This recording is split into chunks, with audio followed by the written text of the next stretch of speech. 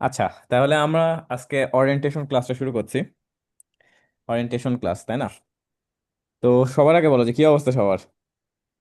ভালো আছো? জি আলহামদুলিল্লাহ। আলহামদুলিল্লাহ। আচ্ছা, তো এসএসসির পর আর কি টাইম যাচ্ছে। কয়দিন হলো এসএসসি শেষ? 10 দিন? মাত্র 19, হ্যাঁ, 19 দিন হয়ে গেছে? এতদিন? 18, 19 দিন। তোমাদের প্র্যাকটিক্যাল ট্যাকটিক্যাল? ওগুলা ধরছি নি ভাই। ও আচ্ছা, ওগুলোকে ধরতেই হয় না। আচ্ছা, তাহলে তোমাদের মোটামুটি বলা যায় যে এসএসসির ফেজটা পুরোপুরি শেষ। এবার তুমি আর কি এইচএসসি তে যাওয়া। তো এখন কথা হচ্ছে এসএসসি তো আশা করি সবার হলো মোটামুটি আলহামদুলিল্লাহ ভালোই হয়েছে, তাই না? মানে কোনো রকম ঝামেলা তো ভাই হওয়ার কথা না। ভালো। এখন আল্লাহ ভরসা সম্পূর্ণ 2 মাস হলো। যার দোয়া সবচেয়ে বেশি কাজে লাগবে তার রেজাল্ট তত ভালো হবে। ঠিক আছে, তো একটু দোয়া দোয়া দরুদ পড়া শুরু করে দাও। তো আমাদের এইচএসসি ফেজ শুরু হয়ে গেছে। তো আমরা মেনলি অনলাইনে আছি, তো আমাদের ম্যাক্সিমাম সবই ক্লাসে অনলাইনে হবে। যদি আমি বাই এনি চান্স মেহেরপুরে যাই, মানে এখন আছি যেমন, তো তাহলে তোমরা যদি চাও তাহলে তোমরা অফলাইনে ক্লাস করতে পারবা, কোনো সমস্যা নাই। বাট এটা হলো একটু ডিফিকাল্ট হবে আমার জন্য। কারণ তোমার হয়তো তোমরা 2 মাস এখন এখানে আসো, বাট তারপর হলো সবাই এদিক ওদিক চলে যাবা, কেউ ঢাকা চলে যাবা, কেউ রাজশাহী চলে যাবা, তারপরে কেউ কুষ্টিয়া টুষ্টিয়া সবাই সব দিকে চলে যাবা, তাই না? মানে সব ছড়াই যাবা। তো এটা আমার জন্য একটু অনেক ডিফিকাল্ট হবে। তবে হ্যাঁ, যে যে কোনো ঈদ টিদ এগুলাতে তোমার হলো সবাই চলে আসবা, তখন আমি হলো ক্লাস নিতে পারবো, আমার কোনো সমস্যা নেই। তো এখন দেখো যে আমি প্রথমে তোমাদের কাছে একটা কোশ্চেন বলি যে অনলাইনে কি সম্ভব? অনলাইনে কি সম্ভব এটা আমাকে একটু বলো। সম্ভব? কি মনে হয় যে এটা কি সম্ভব নাকি সম্ভব না? ম্যাক্সিমামেরই মনে হচ্ছে সম্ভব না, নাকি? হ্যাঁ, তো আমরা হলো খ নম্বর কোশ্চেনের অ্যান্সার দিই, যে হলো অনলাইনে সম্ভব কি সম্ভব না। তো ফার্স্ট অফ অল আমি আমার একটু কাহিনী শেয়ার করি যে আসলে আমার মানে আমার লাইফে ভাই অনলাইনে আসলে নিজের সম্ভব উপর হয়েছে। ডিপেন্ড করবে অনলাইনে সম্পর্ক হ্যাঁ, ছিল। আচ্ছা। আচ্ছা, তোমরা এখানে কত আছে সেটা আগে বলো। এইচএসসি কত? এইচএসসি 27 ব্যাচ, তাই না? HSC 27 batch. তো আমি হলো এইচএসসি 21। তো এখন দেখো যে আমাদের মধ্যে অনেক ডিফারেন্স আছে, প্রায় 6 ইয়ার্স এর তোমার হলো ডিফারেন্স। তো আমি যখন 2019 সালে, ঠিক আছে, যখন 2019 সালটা চলছিল, তখন আর কি আমি হলো মানে অনেকগুলো টিউশন মানে করতাম, মানে প্রাইভেট পড়তে যেতাম অনেক। আমি তো হলো, আচ্ছা সবার আগে আমি একটু আমার পরিচয়টা একটু পরে দিচ্ছি। তার আগে আমি বলি যে 2019 সালে আমি হলো প্রথম হলো আমি কলেজে পড়া শুরু করি। তো কলেজে পড়তে গিয়ে আমি যেটা ফেস করেছি যে হলো আমাদের প্রথমে হলো অনেকগুলো প্রাইভেট পড়তে হতো। তোমার আমি তো কুষ্টিয়া গভর্নমেন্ট কলেজে ছিলাম। তো মেইনলি যেটা হচ্ছে যে আমি হলো এক একটা সাবজেক্টে তোমাকে দুইটা স্যারের কাছে না পড়লে হবে না, এরকম একটা মিথ টাইপের ছিল। তো এই যে আমাদের যে টিউশনের যে ব্যাপারগুলো, যে এই যে তোমার যাওয়া যায় এগুলা, মানে আমার কাছে পার্সোনালি অনেক টাফ লাগতো। কারণ তুমি যেতে যেতে তোমার হলো 20 মিনিট শেষ, দেন তারপর তুমি, আচ্ছা ইকো হচ্ছে মেবি কারোর কাছে। আচ্ছা, দাঁড়াও।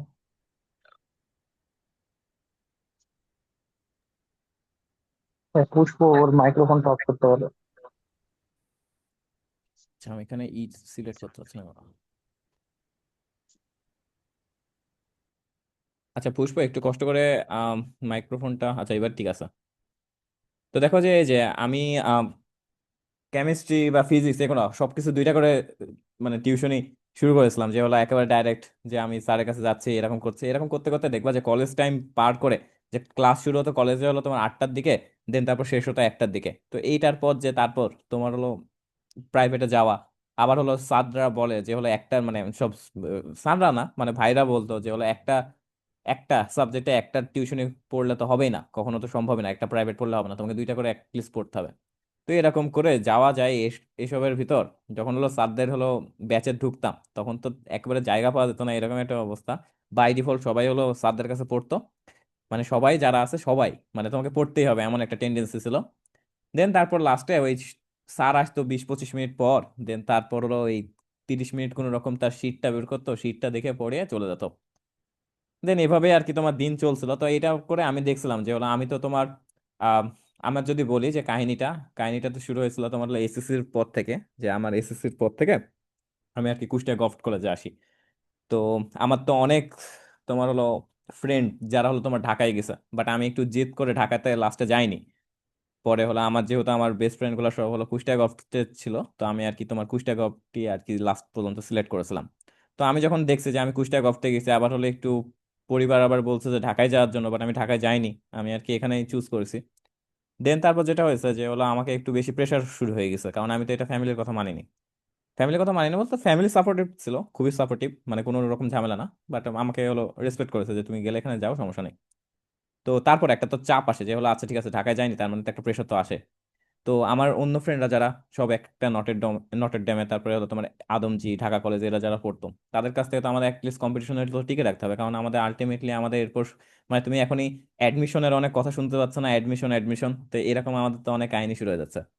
তো আমরা এই যে আমি যাওয়ার পর প্রায় অলমোস্ট 4 মাস আমার হলো মানে খুব ডিপ্রেশনে চলে গেছিলাম। কেন ডিপ্রেশনে চলে গেছিলাম এটা আমি এটা তোমাকে বলি। প্রথমত আমি একটা ভুল করেছিলাম। ভুলটা কি? ভুলটা হলো এসএসসির পর আমার যত সম্ভব এসএসসি শেষ হয়েছিল তোমার হলো মার্চ মাসের 12 তারিখে, আমার যতটুকু মনে আছে, ঠিক আছে, ওই 19 সালের কথা। তো মার্চ মাসের 12 তারিখে শেষ হয়েছিল। তো আমাদের কলেজের ক্লাস শুরু হয়েছিল জুলাই মাসে। তার মানে কত মাস হলো? মার্চ, এপ্রিল, মে, জুন, জুলাই, তাই না? অলমোস্ট 4 মাস। এই 4 মাস আমি হলো ঘুরে ঘুরে ওয়েস্ট করে ফেলেছি, পুরাটা ওয়েস্ট করে ফেলেছিলাম। আমি কোনো রকম বইয়ে হাত দিইনি, কিচ্ছু করিনি, ঠিক আছে। দেন তারপর যেটা হয়েছে, আমি 4 মাস পর যখন জুলাই এসে কলেজে দেখি, তখন আমার সবচেয়ে প্রথম ধাক্কাটা লাগে এটা দেখে যে আমার ব্যাচের যারা আছে, যত হলো ফ্রেন্ড টেন যারা আছে, তারা 3 মাস, অ্যাটলিস্ট 3 মাস আমার থেকে এগায় গেছে। তো 3 মাস যখন এগায় গেছে, আমার তো মাথা হলো পুরো ব্লাস্ট হয়ে গেছে, কারণ স্যার যা বলছে আমি কিছুই ধরতে পারছি না। সব স্যার, সব স্যারদের কাছে তাদের হলো দুইটা তিনটা করে অধ্যায় শেষ হয়ে গেছে। তো আমার তো একবারে মানে দুইটা না, মানে একটা দুইটা করে অধ্যায় শেষ হয়ে গেছে, তারপরে তো বড় বড় অধ্যায়। তো আমি তো একেবারে পুরা আকাশ থেকে পড়ার মতো, স্যাররা যেটাই বলছে আমি ধরতেই পারছি না যে কি হচ্ছে। মানে আমি তো খুবই ডিপ্রেশনে চলে গেছিলাম। আমি যখন জুলাই এসেছি, যখন এখানে গেছে, তখন আমি ভাবছি যে আমি কুষ্টিয়াতে থেকে আমি যদি এরকম ডিপ্রেশনে যাই, তাহলে ঢাকাতে থাকলে তো আমি আরো বেশি ডিপ্রেশনে যেতাম। তো সবকিছু মানে মানে আমার মাথাটা সম্পূর্ণ ফেটে যাচ্ছে, এরকম একটা অবস্থা। দেন তারপর আমি ডিসাইড করলাম যে না, এভাবে আসলে আমার 100% এফোর্ট দিয়ে কোনো লাভ হচ্ছে না। আমি যেটাই বলছি সবাই হলো আমার থেকে, তাও মানে একটা জিনিস দেখো, যে তুমি একটা জিনিস ভাবো যে 3 মাসকে একজন আমার থেকে এগাই আছে। তো আমি যখনই শুরু করি ও তো তাও পড়বে, তাই না? আমিও আজকে 8 ঘন্টা পড়লাম, ও তো 8 ঘন্টা পড়ছে, তারপরেও তো আমি 3 মাস হলো পিছায় আছি, তাই না? ও যে কোনো সময় ও তো ছাড়বে না পড়া, কারণ এটা হলো একটা কম্পিটিশনে নেমে পড়েছো তুমি। তো এখন আমাদেরকে কি করতে হয়েছে? আমি 100% এফোর্ট দিয়ে হচ্ছে না আমার, তাহলে আমাকে দিতে হয়েছে 200% এফোর্ট। দেন আমি শুরু করলাম, মানে আমি অনেস্টলি যদি বলি, আমি হলো তোমার 10 থেকে 12 ঘন্টা পড়া শুরু করলাম আমার কলেজ লাইফের প্রথমে, যে এই যে জুলাই মাস থেকে। দেন আমি হলো বাকি হলো তোমার এই যে জানুয়ারি পর্যন্ত, জানুয়ারি ফেব্রুয়ারি মার্চ পর্যন্ত আমি 10-12 ঘন্টা পড়ার পর আমি ওদেরকে ধরতে পারলাম। বাট এটার যে আমার যে পরিমাণ প্রেশার গেছে, যে পরিমাণ হলো রাতের ঘুম হারাম হয়েছে, মানে আমার টাইম টেবিলটা একটু অন্যরকম ছিল, ঠিক আছে। আমার টাইম টেবিলটা কিছুটা এমন ছিল যে আমি সন্ধ্যা বেলার পর থেকে পড়া শুরু করতাম। সন্ধ্যাবেলার বেলার পর থেকে পড়া শুরু করার পর আমি ফজরের নামাজ পড়ে ঘুমাতাম। এটাই হলো আমার সম্পূর্ণ হলো প্ল্যান ছিল। আমি সকালবেলায় উঠে হলো পড়তে পারি না, অনেস্টলি যদি বলি, আমি সকালবেলা উঠে পড়তে পারতাম না। এখন এই যে 10-12 ঘন্টা আমি এখানে টানা পড়তাম আচ্ছা মতো, আগে হলো আচ্ছা মতো ঘুমাতাম, কলেজ শেষ করে এসে ঘুমাতাম। দেন তারপর সত্যি কথা বলতে আমি কলেজে আর যেতাম না, কলেজে টোটালি যাওয়া অফ করে দিলাম, কারণ আমি যে মানে যেটা বুঝতে পেরেছি, কলেজে গিয়ে আমার আসলে টাইম ওয়েস্ট ছাড়া কিচ্ছু না। মানে এটা আমি রিয়েলাইজ করতে পেরেছিলাম যেটা আমার সম্পূর্ণ টাইম ওয়েস্ট ছাড়া কিচ্ছু না, কারণ স্যাররা তাদের ইসে কলেজে পড়ায় না, স্যাররা হলো পড়ায় তাদের ব্যাচেও তোমার হলো 30-40 মিনিট করে টাইম দেয়। সো আমার কাছে পড়া এইভাবে পসিবল না। তো আমি ওই যে প্রথমে যেটা বলছিলাম, আমি এক একটা সাবজেক্টে দুইটা করে প্রাইভেট, এরপর আমার যেটা হলো যে আমার 8টা তোমার হলো জাস্ট প্রাইভেট হলো, 8টা প্রাইভেট, এটা আমি এখন মেনটেন করবো কিভাবে? আমি হলো ঘুমাতে পারছি না, আমার ঘুম মানে ঘুম মানে সবকিছুর উপরে, কিন্তু ঘুমের পর তোমার যেটা লাগবে সেটা হলো নিজের পড়া, ঠিক আছে। তুমি প্রাইভেট পড়ো আর যাই পড়ো, তোমার নিজেকে তোমাকে টাইম দিতে হবে, তোমাকে পড়তে হবে ভালো মতো। তো আমি আসলে এই যে পড়ার টাইমটা পাচ্ছি না। দেন আমি আসলে কি করলাম, আমার তখন মেবি হলো তোমার সেপ্টেম্বর থেকে অক্টোবর মাস, ঠিক আছে, অক্টোবরের 10 তারিখ নাকি, আমি হলো টোটাল 4 মাস হলো জুলাই, অগস্ট, সেপ্টেম্বর, অক্টোবর, 4 মাস আমি মোটামুটি হলো তোমার একবারে পুরো ধুমায় নষ্ট করে ফেলেছি। আমি 10-12 ঘন্টা করে পড়ার ট্রাই করছি, আমি পাচ্ছি না। দেন আমি কি করলাম, 8টা প্রাইভেট আমার অফলাইন ছিল, 8টা প্রাইভেটে আমি ছেড়ে দিলাম, একবারে ডাইরেক্ট প্রত্যেকটা প্রাইভেট ছেড়ে দিয়েছি, কিচ্ছু আমি রাখিনি, কারণ আমার কাছে মনে হয়েছে যে এটা আমাদের কোনো লাভ হচ্ছে না। দেন সম্পূর্ণটা কি হলো, সম্পূর্ণটা আমি অনলাইনে চলে গেছি। ওই যে অনলাইনে শুরু করেছি, মানে এই যে আমার হলো এসএসসি 2019-এর, মানে তোমার এই যে 4 মাস পর যে আমি অফলাইনে শুরু করেছি, জুলাই মাসে 4 মাসের পর, সরি অনলাইনে শুরু করেছি, এরপর আমি কখনো অফলাইনে প্রাইভেট পড়িনি। এরপর হলো আমার সম্পূর্ণ এইচএসসি লাইফ, তারপরে চান্স পাওয়া থেকে শুরু করে সবকিছু যত যা আছে সবকিছু অনলাইনে হয়েছে। তো আমি আমার ক্ষেত্রে আমি বলবো যে অনলাইনে কি সম্ভব? অবশ্যই সম্ভব। আমার কাছে পার্সোনালি মনে হয় যে অনলাইনে আরো বেশি বেসিক পূর্ণ তুমি জিনিস শিখতে পারবা। কেন বলবো তোমাকে? কারণ হলো, এই যে এই ক্লাসটা তো তোমার রেকর্ড থাকবে, তাই না? রেকর্ড তো থাকবে। তো আমি তোমাদের কোনো একটা কথাবার্তা যদি বলি, মনে করো যে আমি কোনো একটা কেমিক্যাল রিয়াকশন দেখাচ্ছি বা কেমিক্যালের ব্যাপারে একটা কথা বলছি তোমাকে, ওই কথাটা আমাকে রিসার্চ করে এসে বলতে হচ্ছে। কেন রিসার্চ করে এসে বলতে হচ্ছে? কারণ এটা রেকর্ডেড থাকছে। রেকর্ডেড থাকলে ব্যাপারটা আরো মানে ভয়ঙ্কর হয়। কারণ তুমি আমার ভুল ধরে ফেলতে পারবা, তাই না? তো আমাকে ভালো মতো টাইম দিয়ে ভালো মতো জেনে এসে কথাবার্তা বলতে হয় এখানে। এটা তো অ্যাটলিস্ট বিশ্বাস করো, তাই না? হ্যাঁ। আমি এসএসসির সময় আমি হলো এসএসসির সময় আমার হলো বেসিক খুবই দুর্বল ছিল। বিশেষ করে হলো তোমার আহ ম্যাথের বেসিক অনেক দুর্বল ছিল। মানে ম্যাথটা আমি হলো আমার জিনিয়াস স্কুল, ঠিক আছে? তোমাদের এখানে তো অনেকে জিনিয়াস স্কুল আছে, তাই না? তো জিনিয়াস স্কুলে আমার হলো রোল থাকতো এক অথবা দুই এরকম হলো আমার রোল থাকতো। বাট আমি পার্সোনালি যেটা ফিল করতাম, আমি হয়তো হলো জিনিয়াস স্কুলে ম্যাথে 100-তে 100 পেতাম, সবকিছুতে 100 পেতাম। বাট যেটা হয় যে আমার ম্যাথের বেসিক এখনো দুর্বল। তার মানে কি ব্যাপার হচ্ছে যে আমি কোশ্চেন সলভ করি বাট আমার ম্যাথের বেসিক দুর্বল। যেমন আমি আগে স্যারকে একটা জিজ্ঞাসা করেছিলাম যে হলো স্যার ইনফিনিটিটা আসলে কোথায়? একটা সরল রেখা, ওই যে তুমি দেখো না যে রেখার যেটা চার্টটা আছে, রেখায় ইনফিনিটিটা কোথায়? তো স্যার আমাকে অ্যান্সার দিছিল যে -1 আর জিরোর ভিতরে হলো তোমার এখানে থাকে আসলে মেইনলি ইনফিনিটি। মানে হ্যাঁ ঠিক আছে, যে 0 থেকে -1-এর ভিতরে তুমি যদি 0.0000 এরকম করতে দাও তুমি ইনফিনিটি পাবা, ঠিক আছে। বাট এইখানে যে ইনফিনিটি থাকে এটা আমি জানতাম না। তো এটা তোমার তারপর আমি লাস্টে 9-10 আমি বলছি অনলাইনে করে আমি এসব সব ব্যাপারগুলো শিখেছিলাম। কার কাছ থেকে শিখেছিলাম? চমক হাসানের নাম শুনেছো তোমরা কারো? চমক হাসান। হ্যাঁ। জি ভাই। তো চমক হাসানের ভিডিও টিডিও দেখে মানে সম্পূর্ণ এসএসসি আমি শেষ করেছি। দেন তারপর আমার হলো তারপর অনেক মানে এসএসসি তে ভালো করার একটা মেন রিজন হলো ফাহাদ ভাই ছিল, ফাহাদ স্যার যেটা ছিল তোমাদের, ফাহাদ স্যার ছিল না? তখন হলো কেবল ফাহাদ স্যার হলো তোমার উঠছে। তখন আমি ফাহাদ স্যারের মোটামুটি সবকিছু ভিডিও টিডিও ডাউনলোড টাউনলোড করে নিয়ে এসে তারপর দেখছি, তখন হলো কেবল হলো ফাহাদ স্যার হলো মানে শুরু করছে। তো এটার পর থেকে আসলে মেইনলি বেসিকটা আমার ঠিক হয়েছিল। মানে তোমার টেনের হলো একেবারে টেস্টের পর থেকে আমার মেইনলি বেসিকটা মানে ঠিক হয়। দেন তারপর যতদূর আসা, তারপর থেকে আমি আমি ফ্র্যাঙ্কলি বলছি আমি কোনো রকম অফলাইন টিউশন মানে প্রাইভেট পড়িনি, কোনো রকম পড়িনি। তো এখন কথা হচ্ছে যে তার মানে আমাদের প্রথম কথা যে অনলাইনে সম্ভব কিনা? অবশ্যই সম্ভব। ঠিক আছে, এটা একেবারে তুমি নিজেও, তোমাদের এখানে অনেকগুলো এই যে তোমার বাপ্পি আছে এখানে, যত সম্ভব আছে, বা তোমার তো অনেক ক্লোজ বড় ভাই থাকার কথা, তোমাদের অনেক ফ্যামিলিতে বড় ভাই আছে, তাই না? তো তাদেরকে জিজ্ঞাসা করতে পারো যে অনলাইনে সম্ভব কিনা, দেখো যে কি বলে। আচ্ছা, মানে যারা হলো তোমার অ্যাটলিস্ট চান্স পেয়েছে সবকিছু করেছে, ঠিক আছে। আচ্ছা, তো এখন আমাদের নেক্সট কোশ্চেন হচ্ছে যে হলো আমরা তো এসএসসি পরীক্ষা শেষ করে এসেছি, তাই না? আচ্ছা, তোমাদের একটা কথা বলি, তোমাদের কেমিস্ট্রি পৃষ্ঠার বই কত ছিল বলতে পারবা কেউ? কেমিস্ট্রির টোটাল বই মানে পেজ কত ছিল কেমিস্ট্রির? কেমিস্ট্রি দুশো ছিল না তিরিশ তোমাদের? হুম। 230-এর আশেপাশে। 230 পেজ, তাই না? দুইশো তিনশো তিরিশ চার পেজ ছিল ভাইয়া। 300? আচ্ছা তিনশো আমি, চার আচ্ছা ঠিক আছে, 300 পেজ আমি ধরে নিলাম, ঠিক আছে। বাকি চারটা হলো তোমার ওই যে ইয়ে আছে প্রথম দিকে। আচ্ছা যাই হোক, তো 300 পেজ আছে। আচ্ছা তুমি একটা অনেস্টলি কথা বলবা, তোমরা তো এসএসসি শেষ করলা, তাই না? তুমি একটা জিনিস ভাবো তো, তুমি যদি 20 পেজ করে প্রত্যেকদিন পড়তা, তোমার কয়দিন লাগতো পুরো কেমিস্ট্রি বই শেষ করতে? হুম, কয়দিন লাগতো? 15 দিন, 15 দিন। বাট তোমরা এই জিনিসটা টানলা কতদিন? 2 ইয়ার, তাই না? তোমরা নিজেই বলো যে তোমরা পারতা কিনা, 20 পেজ করে পড়তে পারতা না? আচ্ছা যাও, 20 পেজ না, 10 10 পেজই তুমি পড়ো। তুমি সারাদিন খেলাধুলা করো আর 10 পেজ পড়ো। তা তোমার কি 1 মাসের মধ্যে পুরো বইটা শেষ হয়ে যাওয়ার কথা ছিল না? বাট এটাকে তোমরা ইচ্ছা করে টানলা 2 বছর। স্যাররা আমাদের 2 বছর ধরে টানালো একই জিনিস একই জিনিস একই জিনিস। তারপরও আমরা হলো পরীক্ষাতে কেমিস্ট্রির কয়টা অধ্যায় বাদ দিয়ে পরীক্ষা দিলাম, তাই না? এরকম হয়েছে না যে এটা আমি পড়তে পারছি না, এই অধ্যায়টা বাদ দিলাম, মানে বাদের উপর বাদ দিছো। তো আমার কথা হলো যে এসএসসি পরীক্ষায় তুমি হলো কেমিস্ট্রি 300 পেজ তুমি আর কি বইটা তুমি হলো 2 বছর ধরে পড়লা। বাট একটা এইচএসসি তে তুমি যদি অর্গানিক কেমিস্ট্রি দেখো, অর্গানিক কেমিস্ট্রি বা জৈব যৌগ, ওই জৈব যৌগ কত পেজের আছে? কমপক্ষে 250 পেজ। তার মানে একটা অধ্যায় যেটা আছে তোমাদের পুরা এসএসসি লাইফ। তাহলে ব্যাপারটা বুঝতে পারছো যে কি হলো এখানে? তোমাকে অলমোস্ট, যে কম্পিটিশনে নেমেছো, সে অলমোস্ট এক একটা পেপারে বই সংখ্যা আছে আচ্ছা, এটা একটু মোছো তো মাহফুজ, এটা। আচ্ছা, হ্যাঁ। তো এই যে তোমার এই যে এইচএসসি তে তোমার যে, আমি যদি তোমাকে ফার্স্ট পেপারে কথা বলি, ফার্স্ট পেপারে অলমোস্ট তোমার যেটা আছে 750 পেজ প্লাস হলো তোমার হলো আছে পড়াশোনা। আর সেকেন্ড পেপারেও তোমার 750 পেজ আমি ধরে নিচ্ছি, এরকম তোমার আছে।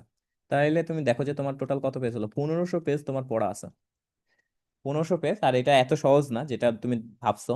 তো আমি যদি তোমাকে একটু বলতে চাই, তাহলে এইচএসসি টা আসলে 4 গুণ এসএসসি হবে। ঠিক আছে, 5 গুণ বললাম না, 4 গুণ এসএসসি। তো তোমার পুরা জিনিসটা তুমি যদি, আচ্ছা, যদি অ্যাডমিশন সহ ধরতে চাও তাহলে তুমি 5 গুণ, 6 গুণ, 7 গুণ করো, কোনো সমস্যা নেই। কারণ অ্যাডমিশন যত করবে তত আসবে। তো যাই হোক, আমি এখানে তোমাদেরকে বললাম যে তোমাদের লাইফ অনুযায়ী এইচএসসি হলো 5 গুণ এসএসসি। তা আর তোমার টাইম কত পেয়েছিল আগের বার পেয়েছিল 24 মাস। এবার কত পাবা?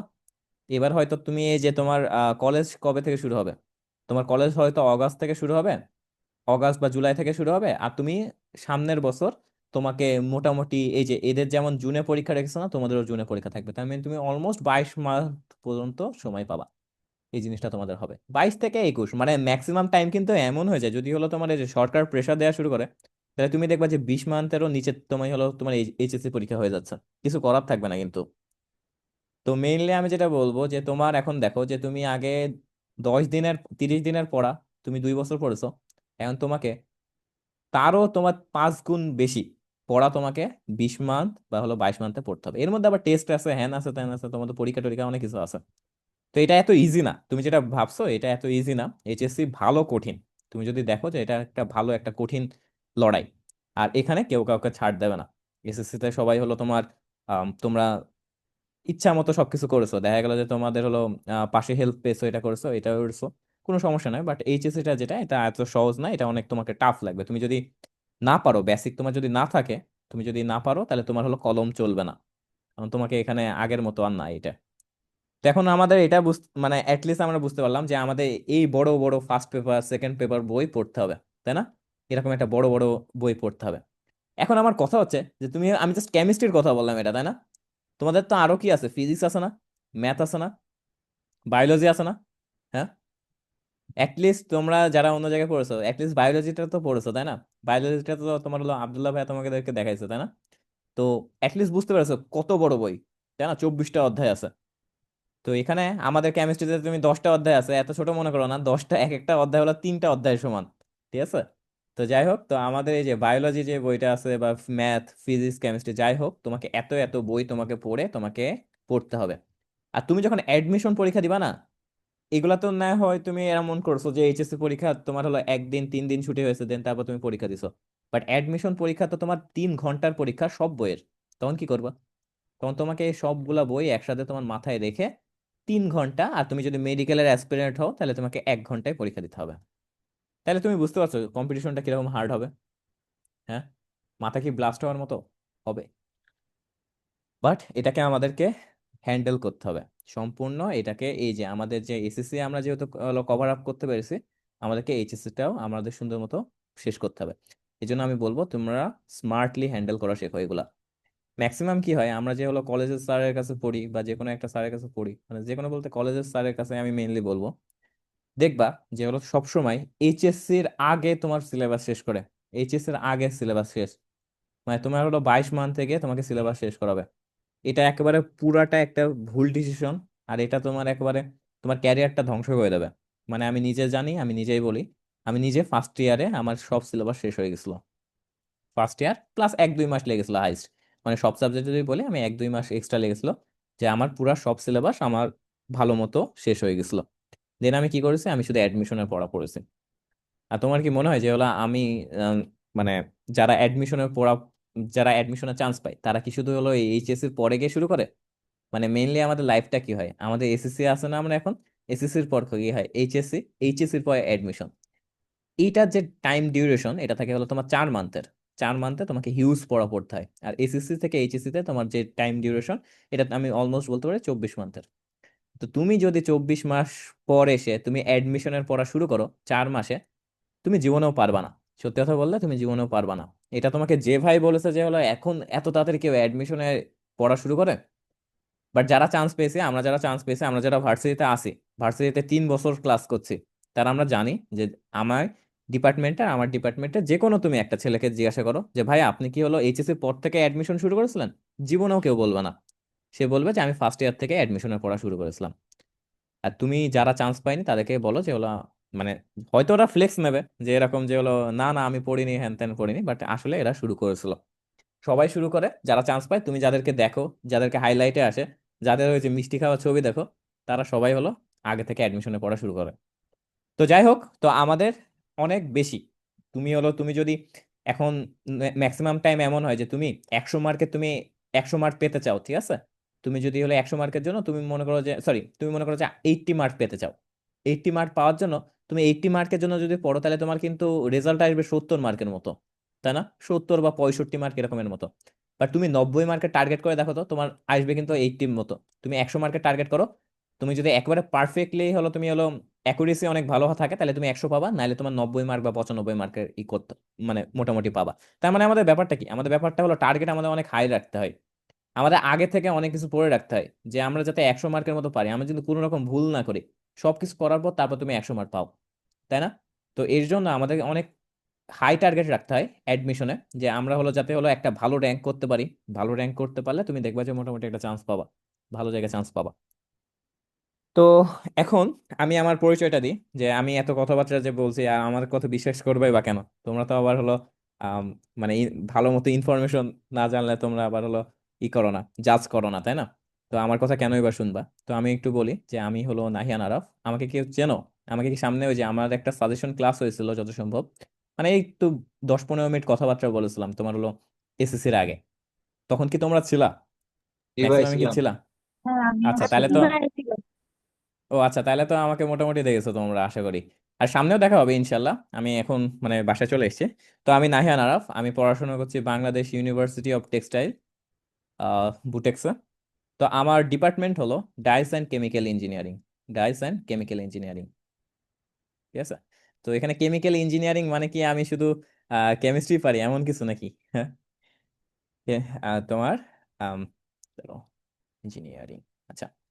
তো মেইনলি কেমিস্ট্রি না আমাদের, যখন তোমাকে একটা ইঞ্জিনিয়ার বলে কেউ তোমাকে বলবে, তাই না, প্রকৌশলী, তুমি যখনই ইঞ্জিনিয়ার হবা তাহলে তুমি শিওর ধরে রাখো এখানে তোমার ফিজিক্স আর ম্যাথ মাস্ট লাগবে। এই দুইটা ফরজ, এই দুইটা ছাড়া তুমি জীবনেও পারবা না। মেন কি লাগে? মেন লাগে ম্যাথ। ম্যাথ ছাড়া ইঞ্জিনিয়ারিং এ তুমি উচ্চারণ করতে পারবা না। তোমাকে ওই ক্যালকুলাস আরো অনেক অ্যাডভান্স ক্যালকুলাস অনেক কিছু তোমাকে পারতে হবে, দেন তারপর তুমি হলো ইঞ্জিনিয়ারিং হওয়ার যোগ্যতা অর্জন করবা। মেডিকেলের স্টুডেন্টদের ম্যাথ লাগে না। সত্যি কথা বলতে ম্যাথ কোনো রকম লাগে না, 9-10-এর বেসিকই যথেষ্ট। ইভেন 9-10-এরও ম্যাথও লাগে না, বাট আমাদের এখানে অনেক হায়ার লেভেলের ম্যাথ লাগে, যেগুলো তোমরা এখনো কেবল বইটা পেয়েছো, কেবল ম্যাট্রিক্স অধ্যায়টা তোমরা মনে হয় ধরা শুরু করেছো, বাট সামনে আরো অনেক কাহিনী আছে, তো এগুলো দেখবা। আর কেমিক্যাল, কেমিক্যাল মানে অবশ্যই তোমার কেমিস্ট্রি বেস, তুমি এটা বুঝতে পারছো যে আমার কেমিস্ট্রি মানে কি পরিমাণ কেমিক্যাল রিয়াকশন করতে হয়। তারপরে কেমিস্ট্রির ভিতরে জানতে হয়, মৌলর অ্যাটমের নেচার গুলা জানতে হয়, যে তুমি একটা সোডিয়ামকে কেন সোডিয়াম বলছো, এগুলার নেচার কি রকম হয়, এরা একটা মৌলের সাথে কিভাবে আচরণ করে, প্রচুর জিনিসপাতি আছে। তার মধ্যে ডাইস আছে। ডাইস হলো মানে হলো রং। তোমার হলো এই যে যে রং, তুমি যে যত কালার দেখছো, তোমার কাছে কালার মনে হচ্ছে 3টা 4টা 7টা আসমানি কালার, সরি মানে কি বলে কি যেন বলো এটাকে, রংধনু, রংধনু 7টা কালার দেখছো। বাট পৃথিবীতে অলমোস্ট 6,000 কালার আছে। তো 6,000 কালারের এত এত বড় কেমিক্যাল রিয়াকশন আছে যে তোমাকে হলো পুরা খাতা লিখে দিলেও, তোমার হলো পেজ দিলেও তুমি আর কি ওই রিয়াকশন শেষ করতে পারবে না। তো এরকম অনেক কিছু আছে। তো আমি আর কি তোমার ডাইস অ্যান্ড কেমিক্যাল ইঞ্জিনিয়ারিং এ পড়াশোনা করছি। আমি হলো থার্ড ইয়ারে আছি বুটেক্সে। তো এখন কথা হচ্ছে যে তোমার হলো চান্সের ব্যাপারটা আমি বলি, ঠিক আছে, যে আমি কোথায় কোথায় চান্স পেয়েছিলাম বা আমি আম, কেন আমি মানে বুটেক্সে এসেছি, এরকম অনেক কাহিনী আছে। তো যাই হোক, তো আমার প্রথম লাইফের ফার্স্ট পরীক্ষা ছিল হলো তোমার এমআইএসটি। শুনেছো নাম কেউ? এমআইএসটি শুনেছো? এমআইএসটি ভার্সিটি শুনেছো? জি মিলিটারি ভাইয়া। Institute of science and technology. কেউ পড়ে না তোমাদের বড় ভাইরা? হ্যাঁ, আমার মানে ফুফাতো ভাই পড়ে। নাম কি? নাবিল। নাবিল, ও আচ্ছা। তোমার কোন ব্যাচও? ভাইয়া জানি না, এখন মনে হয় পড়াটা শেষ হয়ে যাবে মনে ও হয়, আর এক আচ্ছা, তাইলে বছর বড় বাকি। হবে। সিভাস ভাইয়া ছিল এমআইএসটির। তো ওনাকে আমি চিনি। তো এমআইএসটি তে আমার প্রথম পরীক্ষা এটা হলো, যারা ইঞ্জিনিয়ারিং পাবলিক আছো, ঠিক আছে, আমি একটু পরে জিজ্ঞাসা করছি কারা ইঞ্জিনিয়ারিং পাবলিক আর কারা হলো মেডিকেল বা ভার্সিটি পাবলিক আছো। তো এমআইএসটি পরীক্ষা হলো আমার লাইফের ফার্স্ট ইঞ্জিনিয়ারিং পরীক্ষা। আর এটা খুবই মানে মানে রিনাউন্ড একটা হলো ইনস্টিটিউট, ঠিক আছে, মানে ভালো রকমের ইঞ্জিনিয়ারিং ভালো মানে ই করে, টপ লেভেলের। তো এমআইএসটি তে আমার প্রথমে চান্স হয়ে গেছিল। এই যে একটা জায়গায় চান্স হয়ে যাচ্ছে না, এটা যে কতটা শান্তির, এটা যখন তুমি চান্স পাবা তুমি বুঝবা। একটা জায়গায় চান্স হয়ে গেলে তোমার কাছে সবকিছু রিল্যাক্স লাগবে, দুনিয়া অনেক শান্ত লাগবে, তোমার মাথার উপর ছাদ উঠে গেছে এরকম একটা অবস্থা। দেন আমার এমআইএসটি তে চান্স হয়েছে। দেন তারপর হলো নেক্সট পরীক্ষা কি ছিল, নেক্সট পরীক্ষা মেবি আইইউটি ছিল। আইইউটি চেনো কেউ? আইইউটি চেনো? চেনো না? আস্তে আস্তে জি চিনবা। ভাইয়া চিনি। এটা হলো ইসলামিক ইউনিভার্সিটি অফ টেকনোলজি। তো আইইউটি এটা কিন্তু ইন্টারন্যাশনাল ইউনিভার্সিটি, ঠিক আছে। ইন্টারন্যাশনাল ইউনিভার্সিটি মিনিংটা হলো যে এটা আসলে বাংলাদেশ সরকার বা হলো কোনো রকম প্রাইভেট ইনস্টিটিউট না। এটা তোমাকে বাইরে থেকে, তোমরা কি ওআইসি এর নাম শুনেছো না? ওআইসি, তোমার ইসলামিক যে স্টেট গুলো আছে 57টা দেশে যেগুলো আছে, তাদের প্রত্যেকটা দেশে আইইউটি আছে। তার মানে ওরা হলো বাইরের দেশের সাথে কানেক্টেড সব। তো যেটা আছে যে তোমার এই যে আইওটি যেটা আছে, এটা ইন্টারন্যাশনাল, এদের কোশ্চেন সম্পূর্ণ মানে তোমার ফিজিক্স কেমিস্ট্রি ম্যাথ সবকিছু ইংলিশে কোশ্চেন হয়, ঠিক আছে। তো ওইটা তোমার হলো নর্মাল হলো এই যে বাংলার কোশ্চেনের মতো কোশ্চেন দেয় না, এগুলো তোমার অনেক হাই লেভেলের কোশ্চেন দেয়। তো আইওটিতেও আমার চান্স হয়েছে। ইভেন আইওটিতে আমি 2 মাস পড়েছি, 2 মাস পড়েছি। কোথায় পড়েছি? মেকানিক্যাল ইঞ্জিনিয়ারিং এ। তাইলে আমি এবার বলতে পারবো যে আমি ফিজিক্স ভালো পারি। মেকানিক্যাল ইঞ্জিনিয়ারিং এ আমি পড়েছি। তো তোমার 2 মাস মেকানিক্যাল ইঞ্জিনিয়ারিং পড়ছিলাম। দেন তারপর হলো আমি মোটামুটি আইওটি তে ফিক্সড হয়ে গেছিলাম। দেন তারপর আসে আমাদের ডিউ। ডিউ তো সবাই চেনো তাই না? ঢাকা ইউনিভার্সিটি। ঢাকা ইউনিভার্সিটি সবাই তো চেনো আশা করি। মানে কেউ না জানলেও ঢাকা ইউনিভার্সিটির নাম শুনেছে। তো ঢাকা ইউনিভার্সিটিতেও আমার চান্স হয়েছে, কোনো সমস্যা হয়নি। তারপর তোমার তারপর কি আছে, তারপর পরীক্ষা দিয়েছিলাম কার, ও আচ্ছা হ্যাঁ, তারপর পরীক্ষা দিয়েছিলাম বুয়েটের। বুয়েটের পরীক্ষা দিছিলাম। তো বুয়েটের হলো আমাদের সময় হলো তোমার দুইটা হয়েছিল, মানে তোমার একটা হলো এমসি প্রিলি পরীক্ষা হয়েছিল। তোমাদের এখনো প্রিলি পরীক্ষা হবে, আর একটা হলো তোমার রিটেন পরীক্ষা হবে। তো প্রিলি পরীক্ষায় আমি টিকছিলাম। প্রিলি পরীক্ষাটা অনেক টাফ হয়েছিল, মানে তোমার একবারে তোমার কত 6,000 জনকে টিকাইছিল প্রিলি পরীক্ষা। দেন রিটেনে, আমি ওয়েটিং এ এসেছিলাম। দেন আমার হলো রিটেনে, রিটেন বলছি কি বলে, ওয়েটিং এ, ওই রিটেন বলছি কেন, তো ওয়েটিং এ হয়েছিল। তো এটাই আর কি গেল। দেন তারপর বুয়েটে আর কি তোমার লাস্টে হলো ওয়েটিং থেকে আসলে ওই সাবজেক্ট গুলাই আসলে যাওয়াটা, আহ, যাওয়ার থেকে আমার আইওটিতে মেকানিক্যালে পড়া অনেক অনেক ফার বেটার। কারণ আইওটি আর বুয়েট হলো টপ লেভেল, মানে দুইটা একসাথে হলো মানে কম্পেয়ার করা যায়। এরপর যেটা হয়েছে, দেন তারপর হলো আমার মোটামুটি আইওটিতে আমি হলো 2 মাস পড়া শুরু করেছি। আমার হলো মানে ক্লাসও চালু করে দিয়েছিলাম। দেন তারপর আমি শখবশত চুকু রুয়েটের ফর্ম তুলে দিয়েছিলাম। চুয়েট, কুয়েট, রুয়েট, ঠিক আছে, চুয়েট, কুয়েট, তারপরে আম, রুয়েট, এগুলো আমার সময় একসাথে পরীক্ষা হয়েছিল। তখন হলো তোমার গুচ্ছ পরীক্ষা ছিল, এখন হলো গুচ্ছটা ভেঙে গেছে মনে হয় এই বছর থেকে, জাস্ট এই বছর থেকে ভেঙে গেছে। চুয়েট, কুয়েট, রুয়েট আর বুটেক্স, এই কয়টা তোমার ছিল। তো এখন আমার চুয়েট, কুয়েট, রুয়েট আমি টোটালি 2 মাস আমি বই থেকে একবারে টোটালি হাত দিই না, আর বই টই একবারে ফেলে দিছি। আমার আর ভালো লাগছে না, আমি আইআইটি আমার হলো মেকানিক্যাল ইঞ্জিনিয়ারিং আর পড়া শুরু করে দিছি। দেন তারপর আমার মানে মাথায় আসলো যে আমি 2 মাস আগে চুয়েট, কুয়েট, রুয়েটের একটা ফর্ম তুলেছিলাম, বুঝছো। দেন আমার হলো খুব ইচ্ছা হলো যে আমি রুয়েটে গিয়ে একটু ঘুরে আসি। তো আমি রুয়েটে পরীক্ষা দিতে গেলাম, আর ওই সময় চুয়েট, কুয়েট, রুয়েটে আমার চান্স হয়ে গেছে। মানে কোন রকম 2 মাস হলো বই না হাত দেও, কারণ কি, কারণ আমার আগের অনেক ভালো করে পড়া ছিল। তো তোমার ওই রকম থাকলে তুমি আর কি চান্স হবে। তারপরে এসছে বুটেক্স। বুটেক্সের পরীক্ষা আরো পরে ছিল। দেন তারপর আমি একটু আইআইটি লাইফটা নিয়ে আমি একটু মানে একটু দ্বিধাদ্বন্দ্বে ছিলাম যে আইআইটি লাইফকে আমি এখানে কন্টিনিউ করবো কি কন্টিনিউ করবো না। আমার আসলে কলেজ লাইফে থাকতে আমার দুইটা টার্গেট ছিল, একটা হলো বুয়েট, আর হলো তোমার বুটেক্স, যে কোনো একটা। কেন টার্গেট ছিল এটা, তো আমি তোমাদের কখনো কোনো একটা ক্লাসে বলবো যে বুয়েট আর বুটেক্স কেন টার্গেট ছিল। দেন তারপর আমার মাথায় আবার আসলো যে হলো আচ্ছা ঠিক আছে, আমি বইটই ফেলে দিচ্ছি সবকিছু ঠিক আছে, বাট বুটেক্স তো এখনো আছে তাই না। আমার তো ছোটবেলায় একটা ইচ্ছা ছিল যে বুটেক্সে পড়বো। কারণ হলো কারণটা আমি পরে বলবো যে কেন আর কি ছিল। তো তোমার তারপর আমি একটু পরীক্ষা দিলাম যে দেখি পরীক্ষাটা দিয়ে আসি কেমন লাগে। দিয়ে তারপর বুটেক্সেও দেখছি বুটেক্সে চান্স হয়ে গেছে। আর বুটেক্সে ভালো সাবজেক্ট এসেছে ডাইসন কেমিক্যাল ইঞ্জিনিয়ারিং। এটা হলো আমাদের তোমার ইসের কি বলে, আমাদের হলো বাংলাদেশের one of the royal subject dyes and chemical engineering. কারণ এটা হলো বাংলাদেশে শুধুমাত্র 40টা সিট বুটেক্সে আছে, আর একটা আছে ইন্ডিয়াতে, এছাড়া আর কোথাও নাই। তো লাস্টে আমি হলো কি ডিসাইড করলাম, লাস্টে আমি অনেক কষ্ট করে সিলেক্ট করলাম যে হলো আচ্ছা আইওটি ছেড়ে আমি আর কি বুটেক্সে আসি। সবকিছু অনেক 10-12 দিন একবারে পুরো মাথার উপর দিয়ে প্রেশার। বেশি চান্স পেলে একটা জিনিসের ঝামেলা হয় যে তুমি আসলে কোন ভার্সিটিতে পড়বে, এটা নিয়ে অনেক দ্বিধাদ্বন্দ্বে থাকতে হবে।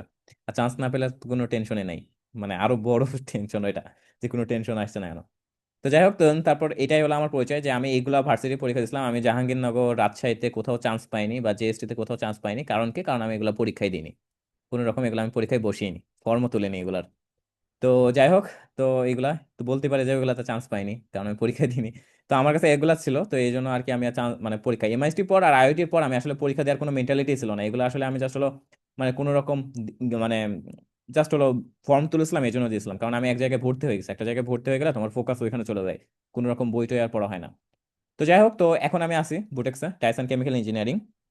এরপর যেটা বলবো যে হলো আমাদের এই যে আমি যে এগুলো চান্স পেয়েছি তাই না, বা তোমাদের সামনে হলো খুবই মানে কম্পিটিশন আসছে তাই না। তো আমি জাস্ট একটা তোমাকে ঝলক দেখাই যে আসলে তোমার হলো কতটা কঠিন, কতটা কঠিন সামনের কম্পিটিশন, কতটা কঠিন কম্পিটিশন হয়। আমি তোমাকে বলি, আমি তোমাকে যে কোনো একটা ভার্সিটি আমাদের যাতে মানে সবচেয়ে কমন যে ভার্সিটি সেটা হলো তোমার ঢাকা ইউনিভার্সিটির কথাটা বলি, ঠিক আছে? ঢাকা ইউনিভার্সিটি। তো ঢাকা ইউনিভার্সিটিতে পরীক্ষা দেয় কত বলতে পারবা? কেউ জানো ঢাকা ইউনিভার্সিটিতে পরীক্ষা দেয় কত? কেমন দিতে পারে? অলমোস্ট পরীক্ষা দিছিল আমার সময় 1,65,000 মানুষ, 1,65,000 মানুষ পরীক্ষা দিছে। আর সিট কত আছে? সিট আছে 2,100, সায়েন্সের কথা বলছে, সিট আছে 2,100। তার মানে 1,65,000 সায়েন্সে পরীক্ষা দিছে, তার মধ্যে গোল্ডেন আছে 1,00,000 মতো মানুষের, যারা হলো গোল্ডেন এ প্লাস পেয়েছে। এইচএসসি তে গোল্ডেন এ প্লাস পেয়েছে তারা অলমোস্ট 1,00,000 মতো মানুষ আছে।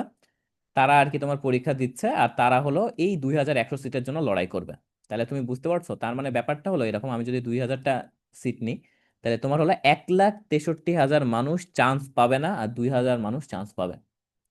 তাহলে তুমি বুঝতে পারছো যে এর মধ্যে 1,00,000 হলো তোমার হলো গোল্ডেন আছে।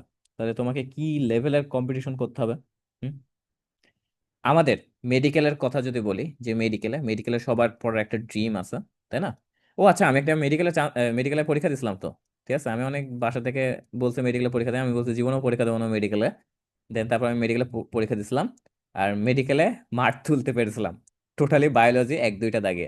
আমি হলো পাশ করেছিলাম ভালো মতো। আরো 10 মার্ক যদি পেতাম বায়োলজি যদি পড়তাম, তাহলে তুমি এখন আমাকে ডাক্তার হিসেবে দেখতা। বাট আমি বায়োলজি বই ফেলে দিছিলাম। তো যাই হোক, তো তোমরা বায়োলজি বই ফেলো না, তোমরা আর ভালো করে পড়বা। আমার টার্গেট ছিল ইঞ্জিনিয়ারিং এ, এই জন্য আমি আর কি ইঞ্জিনিয়ারিং এ পড়ছিলাম, টোটালি বায়োলজি আমি পড়িনি। কখনো আমি তোমাকে বলবো যে ঢাকা ইউনিভার্সিটিতে কিভাবে আমি চান্স পেয়েছিলাম বায়োলজি না দাগায়, এটা সবচেয়ে আমার লাইফে সবচেয়ে কঠিন টাইপের একটা পরীক্ষা ছিল। তো যাই হোক, তো এই যে আমাদের মেডিকেলে যেটা আছে, মেডিকেলে অলমোস্ট 1,00,000 পরীক্ষা দেবে, অলমোস্ট 1,00,000, আর তোমাকে 1 ঘন্টার মধ্যে ডিসাইড হয়ে যাবে কে হলো তোমার ওই যে অ্যাপ্রন পড়বে আর কে পড়বে না। তো এটা আরো বেশি আমার কাছে একটু মেডিকেলের এক্সামটা একটু জুয়া খেলার মতো লাগে, মানে কিছুটা এমন যে হলো তোমার চান্স পেলে হবে নাইলে হবে না, মানে খুবই ডেঞ্জারাস একটা ব্যাপার যে মেডিকেল তোমার কাছে। মেডিকেলটা মানে অনেক বেশি, অনেক অনেক অনেক বেশি টাফ লাগবে তোমার কাছে, কারণ তোমার 1 ঘন্টায় ডিসাইড হয়। তোমার যে কোনো ইঞ্জিনিয়ারিং পরীক্ষায় 3 ঘন্টা তোমাকে টাইম দেয়, রিটেন থাকে বা সবকিছু থাকে, তার মানে তুমি যদি 1 ঘন্টা তোমার বাই এনি চান্স ঘুমায়ও যাও বা তোমার মাথা কাজ না করে, 2 ঘন্টা তুমি হলো, বাকি 2 ঘন্টা তোমাকে হলো কিন্তু মাথাটা তুমি আবার রিফ্রেশ করে এসে তুমি আর কি হলো পরীক্ষা দিতে পারবা। বাট মেডিকেল এত মানে সহজ না। মেডিকেলে 55 মিনিটের হিসাব মতে পরীক্ষা হয়, বাকি 5 মিনিট হয়ে যায় স্যারের খাতা টাতা দেখতে টাইম চলে যায়। এই 55 মিনিটে ডিসাইড হয়ে যায় যে কে ডাক্তার হবে কি ডাক্তার হবে না। তো এটা আমার কাছে বেশি টাফ মনে হয়েছে যে মেডিকেলে। তবে যদি আমি মেডিকেলে অ্যাসপিরেন্ট হতাম তাহলে আমার হয়তো বা টাফ একটু কম লাগতো। বাট আমার এই যে মেডিকেল বায়োলজি ভয় লাগে। তো যাই হোক, তো এই যে তোমার 55 মিনিটের পরীক্ষা হয়, আর তোমার ওইখানে চান্স পাই কত? চান্স পাই মেবি 5,000 সিট আছে এখন, মেবি 5,000 সিট আছে, আমি যদি ভুল না করি, যদি সরকার হলো না কেটে দেয় 5,000 সিট আছে। তো এই 5,000 সিটের জন্য তোমার হলো প্রায় অলমোস্ট সবাই হলো তোমরা, আমি যদি এখানে তোমাদেরকে বলি যে তোমরা আচ্ছা এখানে কয়জন আছো তোমরা মোটামুটি? আচ্ছা, চ্যাটেও তোমরা লিখছো তাই না? আচ্ছা, তোমাদের যদি কোনো রকম মানে কথা বলতে হয় তুমি একটু হ্যান্ড রেজ করো, ঠিক আছে? হ্যান্ড রেজের একটা অপশন আছে, তুমি ওইখানে জাস্ট ক্লিক করো, তাহলে তুমি আমি বুঝতে পারবো যে তোমরা কথা বলতে চাচ্ছ। আচ্ছা, তোমাদের এখানে মেডিকেলে পড়ার কি ইচ্ছা কার কার আছে আমাকে একটু বলো তো মেডিকেলের। মানে আমি একটু জাস্ট দেখি যে আমার এই ব্যাচে মেডিকেল অ্যাসপিরেন্ট কেমন আছে, ইঞ্জিনিয়ারিং অ্যাসপিরেন্ট কেমন আছে, আর কেমন আছে। টেনশন করো না মেডিকেলের যে, আচ্ছা আমি তোমাকে একটা কথা বলি, ঠিক আছে? সেটা হলো যে আমাদের যে কেমিস্ট্রি সাবজেক্টটা আছে না, কেমিস্ট্রি সাবজেক্টটা মেডিকেল, ইঞ্জিনিয়ারিং বা জেনারেল ভার্সিটি, ঢাকা ইউনিভার্সিটি বলে কোনো রকম বিভেদ নাই, কোনো রকম বিভেদ নাই। তোমার ইঞ্জিনিয়ারিং এর সম্পূর্ণটা আসে এখন মেডিকেলের অবজেক্টিভ, কেমিস্ট্রির মানে তোমার মুখস্থ বিদ্যা, সম্পূর্ণ মুখস্থ বিদ্যা, আর হলো তোমার ট্রিকি টাইপের আসে। মানে খুব বেসিক জানতে হয়, নাহলে তুমি এই জায়গাটা তুমি পারবা না, তুমি এইচএসসি বেসিক দিয়ে তোমার হবে না, তোমাকে আরো বেশি গভীর বেসিক জানা লাগবে। মানে তোমাকে একবারে কোড থেকে জানা লাগবে যে এই জিনিসটা আসলে কেন হয়, ঠিক আছে? তো আমাদের মেডিকেল আর ইঞ্জিনিয়ারিং এর কেমিস্ট্রিটা কিন্তু পুরাপুরি হুবহু সেম। মেডিকেল ইঞ্জিনিয়ারিং আর হলো ঢাকা ইউনিভার্সিটি, এই তিনটারই কেমিস্ট্রিটা হুবহু সেম। তোমরা কারো কাছে কি এখনো কোশ্চেন ব্যাংক আছে? আচ্ছা, কোশ্চেন ব্যাংক না থাকলে আমি বুক লিস্ট এখনই দিয়ে দেবো, বুক লিস্ট দিয়ে দেখলে তুমি আর কি বাসা থেকে কিনবা, মানে বাইরে থেকে কিনবা, বাইরে থেকে কিনে তুমি আর কি দেখবা যে এগুলোর অবজেক্টিভ সেম হয় কি হয় না, পুরোপুরি হুবহু সেম হয়। তার মানে তোমাকে, আমার মনে আছে আমি ঢাকা ইউনিভার্সিটির কোনো রকম প্রিপারেশন নিয়েছিলাম না, কোনো রকম প্রিপারেশন নিয়ে নি, বাট আমার ইঞ্জিনিয়ারিং, মানে ইঞ্জিনিয়ারিং এর বেসিক থেকে আমি ঢাকা ইউনিভার্সিটিতে মেরেছিলাম। ইভেন ইঞ্জিনিয়ারিং এর বেসিক থেকে আমি মেডিকেলে মেরেছিলাম অবজেক্টিভ, আমার মনে হয় অলমোস্ট 20টার মধ্যে 19টা এমসিকিউ হয়েছিল, 20টার মধ্যে 19টা। তাহলে তুমি বোঝো যে আমি ইঞ্জিনিয়ারিং এর বেসিক থেকে, তার মানে আমাকে এগুলো সবকিছু হয়ে গেছে। তার মানে আসলে ব্যাপারটা হয়েছে যে কেমিস্ট্রি আসলে ঢাকা ইউনিভার্সিটি মেডিকেল ইঞ্জিনিয়ারিং এর সবকিছু সেম। এখানে কোনো রকম এমন না যে ইঞ্জিনিয়ারিং হলে যে তোমার শুধু ম্যাথমেটিক্যাল টার্ম বেশি আসবে, ম্যাথমেটিক্যাল টার্ম বেশি আসে না। অলমোস্ট ইভেন বুয়েটেও তুমি তুমি যদি দেখো, যে তুমি গত বছরের কোশ্চেন গুলো দেখলে দেখবা যে সবই তোমার হলো ইসের কোশ্চেন এসছে, সবই তোমার হলো যে থিওরিটিক্যাল বেস কোশ্চেন এসে, মানে যেগুলো মেডিকেলে আসে। তো আমরা ওইভাবে পড়াবো, কোনো সমস্যা নেই, যে তুমি জীবনেও যেন কোথাও না বাধে তোমার। আচ্ছা, তো এখন কথা হচ্ছে যে এই যে তোমার মেডিকেল আর ইঞ্জিনিয়ারিং এ, আচ্ছা তোমরা কে কে মেডিকেলের আছে একটু বলো তো, মেডিকেলের। আচ্ছা আমি একটু নাম ধরে ডাকছি, ঠিক আছে, যে আচ্ছা আবির, আবির কি মেডিকেল ইঞ্জিনিয়ারিং নাকি? ভাই। ইঞ্জিনিয়ারিং, আচ্ছা। আচ্ছা এখানে ঢাকা ইউনিভার্সিটি অবশ্যই একটা খুবই সুন্দর একটা ইউনিভার্সিটি। আচ্ছা, তারপরে কি বাপ্পি, বাপ্পি তো মেডিকেল। আচ্ছা, তারপরে হলো চন্দনা পল, যতটা আমি নাম উচ্চারণ যদি একটু ভুল করে আমাকে একটু কারেকশন করে দিও। চন্দনা পল, তুমি কি মেডিকেল ইঞ্জিনিয়ারিং নাকি ডিউ অ্যাসপিরেন্ট? জাস্ট মনের সুপ্ত ইচ্ছা বলো, সমস্যা নেই, পরবর্তীতে চেঞ্জ করতে পারো।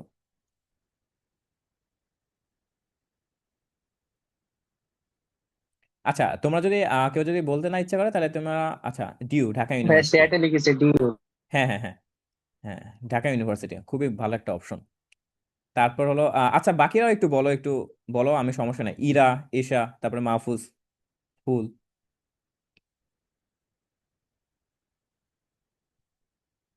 মেডিকেল আচ্ছা, মেডিকেল টিউ মেডিকেল, হ্যাঁ তোমরা একটু চ্যাটে বলে দাও, চ্যাটে বললে আমি আসলে দেখতে ভালো মানে পাচ্ছি, একসাথে পাচ্ছি তো। মেডিকেল সবই তো মেডিকেল, ঢাকা ইউনিভার্সিটি। এই ইঞ্জিনিয়ারিং কেউ নাই? ও আচ্ছা, প্রথমে কে যেন ইঞ্জিনিয়ারিং ছিল, নাম কি বলছিল? আস্তে আস্তে তোমাদের সাথে পরিচয় হবে, সমস্যা নাই। এ বলেছিলাম এবি, আবির বলেছিলাম এবি। মেডিকেল সব মেডিকেল। আচ্ছা, সমস্যা নাই, মেডিকেলে ইনশাল্লাহ 20-এ 20টায় তোমরা পারবা। মাহফুজ ইঞ্জিনিয়ারিং, এই তো, ছেলেরা একটু ইঞ্জিনিয়ারিং বেশি বলো। ইঞ্জিনিয়ার, ভাই আচ্ছা আবির ইঞ্জিনিয়ার হয়ে আবির গেছে। তো অক্সফোর্ডে পড়ে। ও আচ্ছা, ও তো ইঞ্জিনিয়ার হয়ে গেছে আবির। আচ্ছা ভালো। আমি যখন মানে জীবনে প্রথম আমাকে যখন জিজ্ঞাসা করেছিল যে হলো তুমি কি পড়বা, ঠিক আছে, বা তুমি কি হওয়ার ইচ্ছা, আমি প্রথম উচ্চারণ করেছিলাম ইঞ্জিনিয়ারিং পড়বো। তো ওইটা আমি লাস্টে বাস্তবায়ন করেই ছেড়েছি, লাস্ট পর্যন্ত দেখেছি আমি, মানে অ্যাডমিশনে যতগুলো আছে সবকিছু মানে, মানে বলতে পারো যে মুখ থেকে বলে বের হয়েছিলাম যে ইঞ্জিনিয়ারিং এ পড়বো, ইঞ্জিনিয়ার হব, লাস্টে আমি ইঞ্জিনিয়ার ভর্তি হয়ে ছেড়েছি একেবারে। তো তোমাদের এরকম একটা মেন্টালিটি থাকতে হবে যে আমি এটা হয়ে ছাড়বো, যতক্ষণ না আমি মেডিকেলের অ্যাপ্রন পড়বো, তো আমি অ্যাপ্রনটা পড়েই ছাড়বো যতটুকু যাই আসে। আচ্ছা, তো মোটামুটি আমি বুঝতে পারলাম এখানে ম্যাক্সিমাম মেডিকেল ডিউ, আর তোমার ইঞ্জিনিয়ারিং আছে, মেডিকেল অনেকগুলো আছে, নর্মালি তাই থাকে, সব ব্যাচে থাকে মেডিকেল অনেক। আচ্ছা আমি তোমাকে একটা কথা বলি, ঠিক আছে, এখানে তো আমি ঢাকা ইউনিভার্সিটি বললাম, এবার আমি একটু ইঞ্জিনিয়ারিং এর ব্যাপারটা বলি, বুয়েট আর বুটেক্স এর কথাবার্তা একটু বলি, যে বুয়েট আর বুটেক্স, বুটেক্সকে আমি কেন বেশি বেশি, এদের হলো অ্যাপ্লিকেন্ট যারা আছে তারা আর কি এত টাফ কেন হয় আমি একটু বলি। দেখো বুয়েটে যেটা হয় যে বুয়েটে প্রায় অলমোস্ট 26,000 জন পরীক্ষা দেয়। 26,000 জন কারা পরীক্ষা দেয় বলতে পারবা? 26,000 জন তারা পরীক্ষা দেয় যাদের মার্ক 95% থাকে, ঠিক আছে, না বুয়েটের মেবি 90% থাকে, 90%। তার মানে 90% মিনিং কি জানো? 90% মিনিং হলো তোমার হলো 6টা সাবজেক্ট আছে, এখন তোমার 2টা সাবজেক্ট আছে ফিজিক্সের, ফিজিক্সের ফার্স্ট পেপার আছে আর সেকেন্ড পেপার আছে, তাই না, ফার্স্ট সেকেন্ড, তারপরে কেমিস্ট্রি ফার্স্ট সেকেন্ড, তারপরে আরেকটা পরীক্ষা হলো ম্যাথ ফার্স্ট সেকেন্ড। তো এগুলাতে তুমি যদি প্রত্যেকটাতে 90 90 90 করে পাও, দেন তারপর আসবে তোমার 90% মার্ক, তার মানে 540 600-তে। তার মানে তুমি যদি এইরকম মার্ক তুমি গেইন করো, দেন তুমি বুয়েটের ফর্ম তুলতে পারবা, নট যে তুমি পরীক্ষায় চান্স পেয়েছো, ফর্ম তুলতে পারবা। তাহলে বুঝতে পারছো, প্রত্যেকটা সাবজেক্টে 90 করে পেলে তোমার এই জিনিসটা হবে। তারপর তোমাকে 26,000 জন বাঁচবে, 26,000 জনের মধ্যে 6,000 বাঁচবে, এই 6,000 জনের মধ্যে তারপর তোমাকে 1500 জন মতো বাঁচবে। তাহলে তুমি বুঝতে পারছো যে কি রকম করে পরীক্ষাটা হয়। বুটেক্সের যদি কথা বলি, বুটেক্সের এবার সার্কুলারে বুটেক্সে এসেছিল 93% মার্ক, 93%। আর বুটেক্সে 93% মার্ক মিনিং হলো, এখানে তো 26,000 জন পরীক্ষা দিচ্ছিল, এখানে 26,000 জন পরীক্ষা দিতে পারে না। বাংলাদেশের টপ যারা হলো 500 70+ মার্ক আছে, 570। 570 বুঝতে পারছো, মানে প্রায় বলা যায় 95%। 95% মার্ক যারা আছে তারা বুটেক্সের মানে মানে তোমার এই যা ফর্মটা তুলতে পারে। দেন তারপর পরীক্ষা দিতে হবে। দেন হলো বুটেক্সের হলো সিট আছে 600টা মাত্র। ও আচ্ছা, এবার হলো আরেকটা নতুন ডিপার্টমেন্ট এসেছে, ম্যাটেরিয়ালস ইঞ্জিনিয়ারিং, 660টা হয়েছে। 660টা না, 640টা মেবি। 640টা সিট হয়েছে। তার মানে তুমি বুঝতে পারছো যে হলো তোমাকে কি পরিমাণ মার্ক, তার মানে প্রত্যেকটা সাবজেক্টে 95। তুমি তো 2-3টা অবজেক্টিভ আর একটা সৃজনশীল ভুল করে দিলে তো তোমার 90 হয়ে যাবে। তার মানে তোমাকে কতটা ডেঞ্জারাস বুঝতে পারছো? হ্যাঁ। আমি তোমাকে বলি যে হলো আমি যখন পরীক্ষা দিছি তখন আমার মার্কস কত ছিল জানো? আমার মোটামুটি ফিজিক্সে যেটা ছিল, ফিজিক্সে হলো তোমার ফিজিক্স, কেমিস্ট্রি আর ম্যাথ, এই তিনটে আমার পরীক্ষা হয়েছিল। তো ফিজিক্সে আমার মার্কস ছিল 200-তে 200। কেমিস্ট্রিতে ছিল 198 200-তে। একটা কোথায় ভুল করেছিলাম আমি তোমাকে বলবো, ঠিক আছে? আমি যখন তোমাকে রাসায়নিক পরিবর্তন অধ্যায়টা পড়াবো তখন আমি বলবো যে আসলে আমি কোথায় ওটা ভুল করেছিলাম, আর আসলে কি আমার ভুল ছিল নাকি যশোর বোর্ডে ভুল ছিল, এটা নিয়ে কথাটা কন্ট্রোভার্সি আছে। আচ্ছা, আর ম্যাথে পেয়েছিলাম হলো 189। 189, সরি 191 পেয়েছিলাম, 191। 191। তো এই জায়গাটায় আমি ম্যাথে হলো তোমার সম্পূর্ণ আমি জ্বর হয়েছিল খুবই ফার্স্ট পেপারে। আমি হলো আমার মনে আছে যে ফার্স্ট পেপারে এত বেশি জ্বর হয়েছিল, আমি কুষ্টিয়া থেকে মানে মেহেরপুর থেকে কুষ্টিয়া থেকে পরীক্ষা দিয়েছিলাম। ওই দিন আসলে আমি ডিসিশনটা ভালো করে নিতে পারিনি। বাট যখন আমার সেকেন্ড পেপার পরীক্ষা এসেছে একেবারে 100 তুলেই ছেড়েছে আমি। যাই হোক, তো মানে আহ তো এরকম আসলে এই যে কত হলো এখানে 2, আর এখানে তোমার ই কাটলো 589 আমার মার্ক ছিল।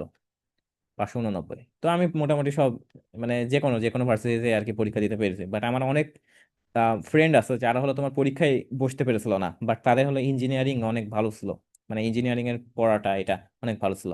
যারা মেডিকেলের আসো, মেডিকেলে তারা অ্যাটলিস্ট এটা ভালো করে মাথায় গেঁথে নাও যে তোমাকে এইচএসসি তে গোল্ডেন A+ বা A+ তোমাকে পেতেই হবে। এই জিনিসটা তোমাকে অ্যাচিভ করতে হবে। তুমি যদি A+ না পাও, তোমার যদি 4 পয়েন্টের রেজাল্ট চলে আসে, তোমার 1 মার্ক কাটবে। 1 মার্ক যদি তোমার কেটে যায় না লাইফ থেকে, তাহলে তোমার কি হবে জানো?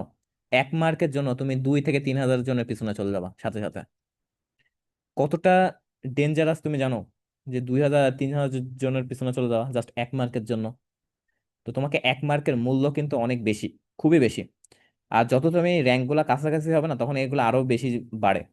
তো যাই হোক, তো এইচএসসি তে আমাদের হলো A+ পেতে হবে, কারণ A+, মানে এইচএসসি তে তোমার এটা কত দ্বারা গুণ করে? তোমাদের মেবি এটা হলো এখন হলো 12 দ্বারা গুণ করে যত সম্ভব। আর এসএসসি যেটা আছে, এসএসসি তে তোমার যদি A+ থাকে, ইনশাল্লাহ তোমরা সবাই পাবা, ওইটাকে 8 দ্বারা গুণ করে। তো এটা আসলে অনেক বড় ম্যাটার করে যে তুমি এইচএসসি তে পাবা। আর এই এসএসসি তেও তোমার আশা করি তুমি আর কি ভালো করে একটা A+ পাবা, অ্যাটলিস্ট A+। গোল্ডেন A+ পেলে তো অনেক ভালো, আলহামদুলিল্লাহ। আর এসএসসি তে অ্যাটলিস্ট A+ পাওয়া উচিত তোমার। তো যাই হোক, আর যদি কারো সমস্যাও থাকে যে দেখো এখানে কিন্তু 8 দ্বারা গুণ হয়েছে, বাট তোমাকে এইচএসসি তে ভালো মতো তুমি হলো ওইটাকে তুমি আর কি কোপ আপ করে ফেলতে পারবে আশা করা যায়। তো আমাদের এটা হলো আমার টোটাল ছিল, কাহিনীগুলো ছিল। এরপর যেটা হচ্ছে যে আমাদের এই যে কোর্স নিয়ে কথাবার্তা বলবো, বাট তার আগে বলো যে তোমরা এতক্ষণ আমি যা বললাম তোমাদের কি কোনো কোশ্চেন আছে এটা নিয়ে? কোশ্চেন থাকলে বলতে পারো আমাকে। হ্যাঁ, কোশ্চেন হচ্ছে, মনে করেন আপনি যে হুম। সাবজেক্ট নিয়ে পড়ছেন, এটা হুম। ফিউচারটা কি? ফিউচারটা কেমিক্যাল ইঞ্জিনিয়ারিং এর, ডাইসন কেমিক্যালের। জি, হুম। জি। আচ্ছা, এটার ফিউচার, ফিউচার হলো, দেখো তোমাকে বলি যে হলো আমাদের অ্যাটলিস্ট লাস্টে আমাদের সবার ইচ্ছা কি থাকে? জব করা। জব করা না? এটা বড় কোশ্চেন করে দিলা, এই কোশ্চেনের অ্যান্সার দিতে আমার 5-10 ঘন্টা সময় লাগবে। আচ্ছা, যাই হোক, তা আমাদের মোটামুটি এরকম একটা আমি তো পড়ি ডাইস অ্যান্ড কেমিক্যাল ইঞ্জিনিয়ারিং এ, ঠিক আছে? তো আমার ম্যাক্সিমাম কাজ থাকবে বা ইন্ডাস্ট্রি থাকবে ডাইস ভিত্তিক, ডাইস প্লাস হলো কেমিক্যাল। তো তুমি মেইনলি আমাদের রং এর যে প্রোডাকশন আছে, ঠিক আছে, আমাদের যে ইঞ্জিনিয়ারিং এর সবকিছু ইন্ডাস্ট্রি লেভেলের কাজ হয়। যে তুমি একটা জিনিসের ইঞ্জিনিয়ার হয়েছো, তোমাকে হলো অনেক বড় বড় মেশিন বানাতে হয় যেখানে তোমার প্রচুর পরিমাণে, আমাদের তো সবকিছু দুনিয়া তো কালারফুল, তাই না? তুমি যে এই যে রং পাচ্ছ, বা এই যে তুমি একটা রং তুমি আর কি আম, বলতে পারি যে তুমি যে কাপড়টা পরে আসো, কাপড়টা পরে আসার পর তোমার গায়ের সাথে রিয়াকশন দিচ্ছে না, রিয়াকশন তো দিচ্ছে না, তাই না? রিয়াকশন দিলে তারপর বুঝতা। বা তোমার এই যে কাপড়ের যে রংটা যে প্রডিউস হচ্ছে, এক এক কালারের রং হচ্ছে, তো তোমার 6,000 রং প্রডিউস মানে প্রোডাকশনের জন্য তোমাকে অনেক বড় বড় মেশিন লাগবে না? অনেক বড় বড় মেশিন, যে সেই মেশিনগুলো ডিজাইন করার জন্য তোমাকে প্রচুর কাজ করতে হবে, প্রচুর তোমাকে হলো নকশা বানাতে হবে, ইঞ্জিনিয়ারিং ড্রয়িং করতে হবে, তোমাকে টেস্টিং করতে হবে, অনেক কিছু করতে হয়। তো এগুলোর জন্য তোমার হলো প্রত্যেকটা ইন্ডাস্ট্রিতে তোমার হলো ডাইস বিভাগ আছে, ডাইস অ্যান্ড কেমিক্যাল বিভাগ আছে। তো তোমাকে ওই ডিপার্টমেন্টটা সম্পূর্ণ তোমার রঙেরই করে। আর এটার জন্য প্রচুর মেশিন আছে, মেশিনের মেইনটেনেন্স থেকে শুরু করে সবকিছুতেই আছে। আমাদের জব রেট বুটেক্সের, যদি তোমাকে জব রেট বলি, যে হলো তুমি আম, ইচ্ছা করলে, আমি যদি ইচ্ছা করি আমি এখনই জবে ঢুকে যেতে পারবো, এই ক্যাপাবিলিটি আমার আছে, যে আমি হলো এখনই ইন্ডাস্ট্রিতে জব করতে পারবো। কারণ বুটেক্স হলো বাংলাদেশে একটাই আছে, পুরা দক্ষিণ এশিয়ায় একটা ভার্সিটি আছে টেক্সটাইল বেস, সেটা হলো বুটেক্স। তো আমি জবের যে যদি বলি যে ইন্ডাস্ট্রি যে জবটা যেটা আছে, সে তুমি আর কি এখনই ঢুকে যেতে পারবা, বা হলো পরবর্তীতে তুমি যদি পাশ করে ঢুকে যেতে পারো, কোনো সমস্যা নেই। আমাদের মতো 600 জনের মধ্যে অলমোস্ট 590 জনের জব হয়ে যায়। মানে তোমার ইসে তোমার হলো গ্রাজুয়েশন শেষ করার সাথে সাথে। তো তোমাকে আসলে জব নিয়ে দৌড়াদৌড়ি অত করতে হয় না, তোমাকে ইন্ডাস্ট্রিতে তুমি হলো জুনিয়র ইঞ্জিনিয়ার বা হলো তোমার এক্সিকিউটিভ ইঞ্জিনিয়ার হিসেবে তুমি আর কি ঢুকে পড়তে পারবা। দেন তারপর তোমার আসল, এরপর তুমি হলো আস্তে আস্তে উপরে যাও, ম্যানেজারিয়াল লেভেলে যাও, জিএম হও, এজিএম হও, অনেক কিছু হও, এগুলা হও। বুঝছো? হ্যাঁ। ভাই বুটেক্স বুয়েট বাদে যদি মনে করেন অন্য যেগুলো হুম। আছে, চুয়েট কুয়েট রুয়েট, এগুলোর চুয়েট কুয়েট ক্ষেত্রেও কি রুয়েট। এগুলা মানে জব রেট কি কিরকম থাকে? বাংলাদেশে সবচেয়ে বেশি জব রেট বুটেক্সে। তারপরের গুলা হলো, তারপর হলো মানে যেটা হয় যে তুমি একটা জিনিস দেখো, যে হলো আমি বললাম না তোমাকে যে ডাইসন কেমিক্যালে মাত্র 40 জন আছে পুরো বাংলাদেশে। তো তুমি একটা জিনিস দেখো যে আমার কম্পিটিশনটা যাদের সাথে হবে, আর ওদের, মনে করো যে আমি তোমাকে একটা কথা বলি, তুমি মনে করো যে সিএসসি ইঞ্জিনিয়ারের কথা বলি, তুমি একটা জি জি আহ, জি, এটাই। তুমি যদি সিএসসি। একটা তুমি যদি একটা ঢিল ছুঁড়ে মারো না, একটা মানুষের গায়ে যদি লাগে, তুমি যদি জিজ্ঞাসা করো কি ডিপার্টমেন্ট, সে বলবে যে আমি সিএসসি নাহলে ট্রিপলি, তাই না? দেখবা। তো এই যে সিএসসি যে ইঞ্জিনিয়ারিংটা, ঠিক আছে, তোমার এখানে বুয়েটে আছে তোমার হলো অলমোস্ট 200 সিটের। তারপর তোমার চুয়েট কুয়েট রুয়েট মিলে আছে তোমার হলো 800 সিটের। চুয়েট কুয়েট রুয়েট, সরি, চুয়েট কুয়েট রুয়েট মিলে 600 সিটের আছে। তারপরে হলো তোমার এই যে ইসে আছে, আইইউটিতে আছে, আইইউটির এগুলা কিন্তু খুবই মানে সেই লেভেলের কিন্তু, ঠিক আছে। আমার কিন্তু হলো সিএসসি ইঞ্জিনিয়ারিং ও আসতো আইইউটিতে, বাট আমি মেকানিক্যালে, ওইটা হলো তোমার সিগনেচার একটা ডিপার্টমেন্ট, এই জন্য আইইউটিতে মেকানিক্যাল ইঞ্জিনিয়ারিং দিছিলাম। তো মেকানিক্যালে আছে 180, 200 জন, এখানেও 200 জন আছে। তারপরে তোমার এমআইএসটিতে আছে, এমআইএসটিতে হলো তোমার 200 জন আছে। সো 200 না, 100 জন হবে মনে হয়, 100। তারপর তোমার আর কি আছে, চুয়েট কুয়েট রুয়েট আইআইটি এমআইএসটি, আরেকটা কি বাদ দিচ্ছে, আচ্ছা আরেকটা মনে হয় আছে, মানে অস্ট তো তোমার প্রাইভেট, তারপর অস্টেও অনেক ভালো করে।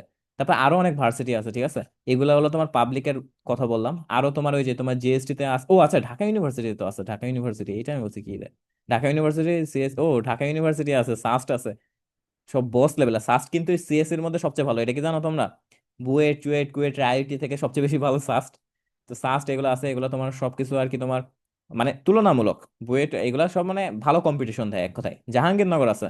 তো এগুলা যারা আছে তুমি দেখো যে অলমোস্ট সিএস এর ইঞ্জিনিয়ারিং এর, তারপরে তোমার হলো তুমি যদি ব্র্যাকের কথা বলো, এনএসইউ এর কথা বলো, তারপরে তোমার আরো আছে এআইইউবি আছে, তারপরে তোমার আইইউবি আছে, তারপরে তোমার ইউল্যাব আছে, তারপরে তোমার আরেকটা কি আছে, ওই যে ডিআইইউ আছে, ড্যাফোডিল আছে, ইউআইইউ আছে। তো এরকম তোমার, তুমি যদি দেখো যে এগুলা থেকে প্রত্যেক বছর সিএসসি গ্রাজুয়েট বের হয় কমপক্ষে 8,000 মতো। 8,000 গ্রাজুয়েট, 8 থেকে 10,000 গ্রাজুয়েট বের হয়। আর তোমার সিট কয়টা আছে, জব কয়টা আছে? জব তো নাই। জব তো তোমার হলো সে বুড়া মানুষরা এখনো তোমার মানে মানে দখল করে আছে।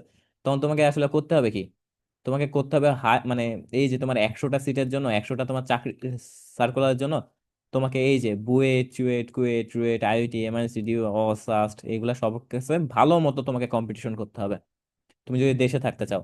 এই জন্য দেশে জব এত কম এগুলার, এই জন্য ওরা সবাই বাইরে চলে যায়। Maximum BUET CUET KUET IIT MIT সবকিছু দেখবা যে বাইরে চলে যায়। কেন বাইরে চলে যায়? কারণ দেশে তো জব নাই। বুটেক্সও বাইরে যায়, বুটেক্সও অনেক বাইরে আছে অনেক, বাট হলো বুটেক্সে বাংলাদেশে আর সবচেয়ে বেশি জব, এই জন্য হলো আর কি বুটেক্সে সবাই যায়। কারণ তোমার এক একটা ইন্ডাস্ট্রি, আমি যদি বলি যে 6,000 ইন্ডাস্ট্রি আছে, বাট আমার প্রত্যেক বছর বেরই তো হয় 600। তো আমার কাছে প্রত্যেকটা ইন্ডাস্ট্রির যদি একটা যদি মেন ইঞ্জিনিয়ার, চিফ ইঞ্জিনিয়ার তুমি যদি রাখো, তারপরে বুটেক্সতে কভার করা যায় না, তখন অস থেকে টানে, কুয়েট থেকে কুয়েটের হলো টেক্সটাইল আছে 60টা না 70টা, কুয়েটের থেকে টানে, বা এগুলা থেকে টানে। বুঝতে পারছো? সিএসসি, তারপরে তোমার ট্রিপলি ক্ষেত্রেও সেম, মেকানিক্যালের ক্ষেত্রেও সেম। বাট মেকানিক্যালের যেটা হয় যে বুয়েটের মেকানিক্যালটা, বুয়েট আর আইআইটি মেকানিক্যালটা টপ ক্লাস লেভেলের, আর এমআইএসটির এটা টপ ক্লাস লেভেলের। চুয়েট কুয়েট রুয়েটেরও আছে, বাট এগুলো হলো সব সময় টপ ক্লাস লেভেলের। তো এগুলা থেকে মানে যারা পড়ে তারা হলো আর কি তোমার অনেক বেশি ক্যাপেবল হয়। যে হলো তোমার ক্যালিবার ওদের অনেক বেশি হয়ে যায়। তো নর্মালি যেটা হয় যে কম্পিটিশনে ওরা ভালো মতো জেতে, এটাই। আর কোনো কোশ্চেন আছে? বুঝতে পারছো এটা কি বললাম? মানে এটা আমি তোমাকে মানে লজিক্যালি তোমাকে বললাম, এমন না যে তুমি আর কি আহ মানে লজিক্যালি এইটাই তোমার হয় আর এটাই হয়, এই জন্য ম্যাক্সিমাম তোমার যেটা হয় যে বিদেশে চলে যায়, বিদেশে চলে যায়, বাইরে হলো পড়ে, বাইরে থেকে পড়ে এসে ওইখানে জব করে। ওইখানে তোমার অনেক জব আছে, বাইরের দেশে প্রচুর জব আছে, ফিনল্যান্ড, জার্মানি, এগুলা তো প্রচুর জব আছে।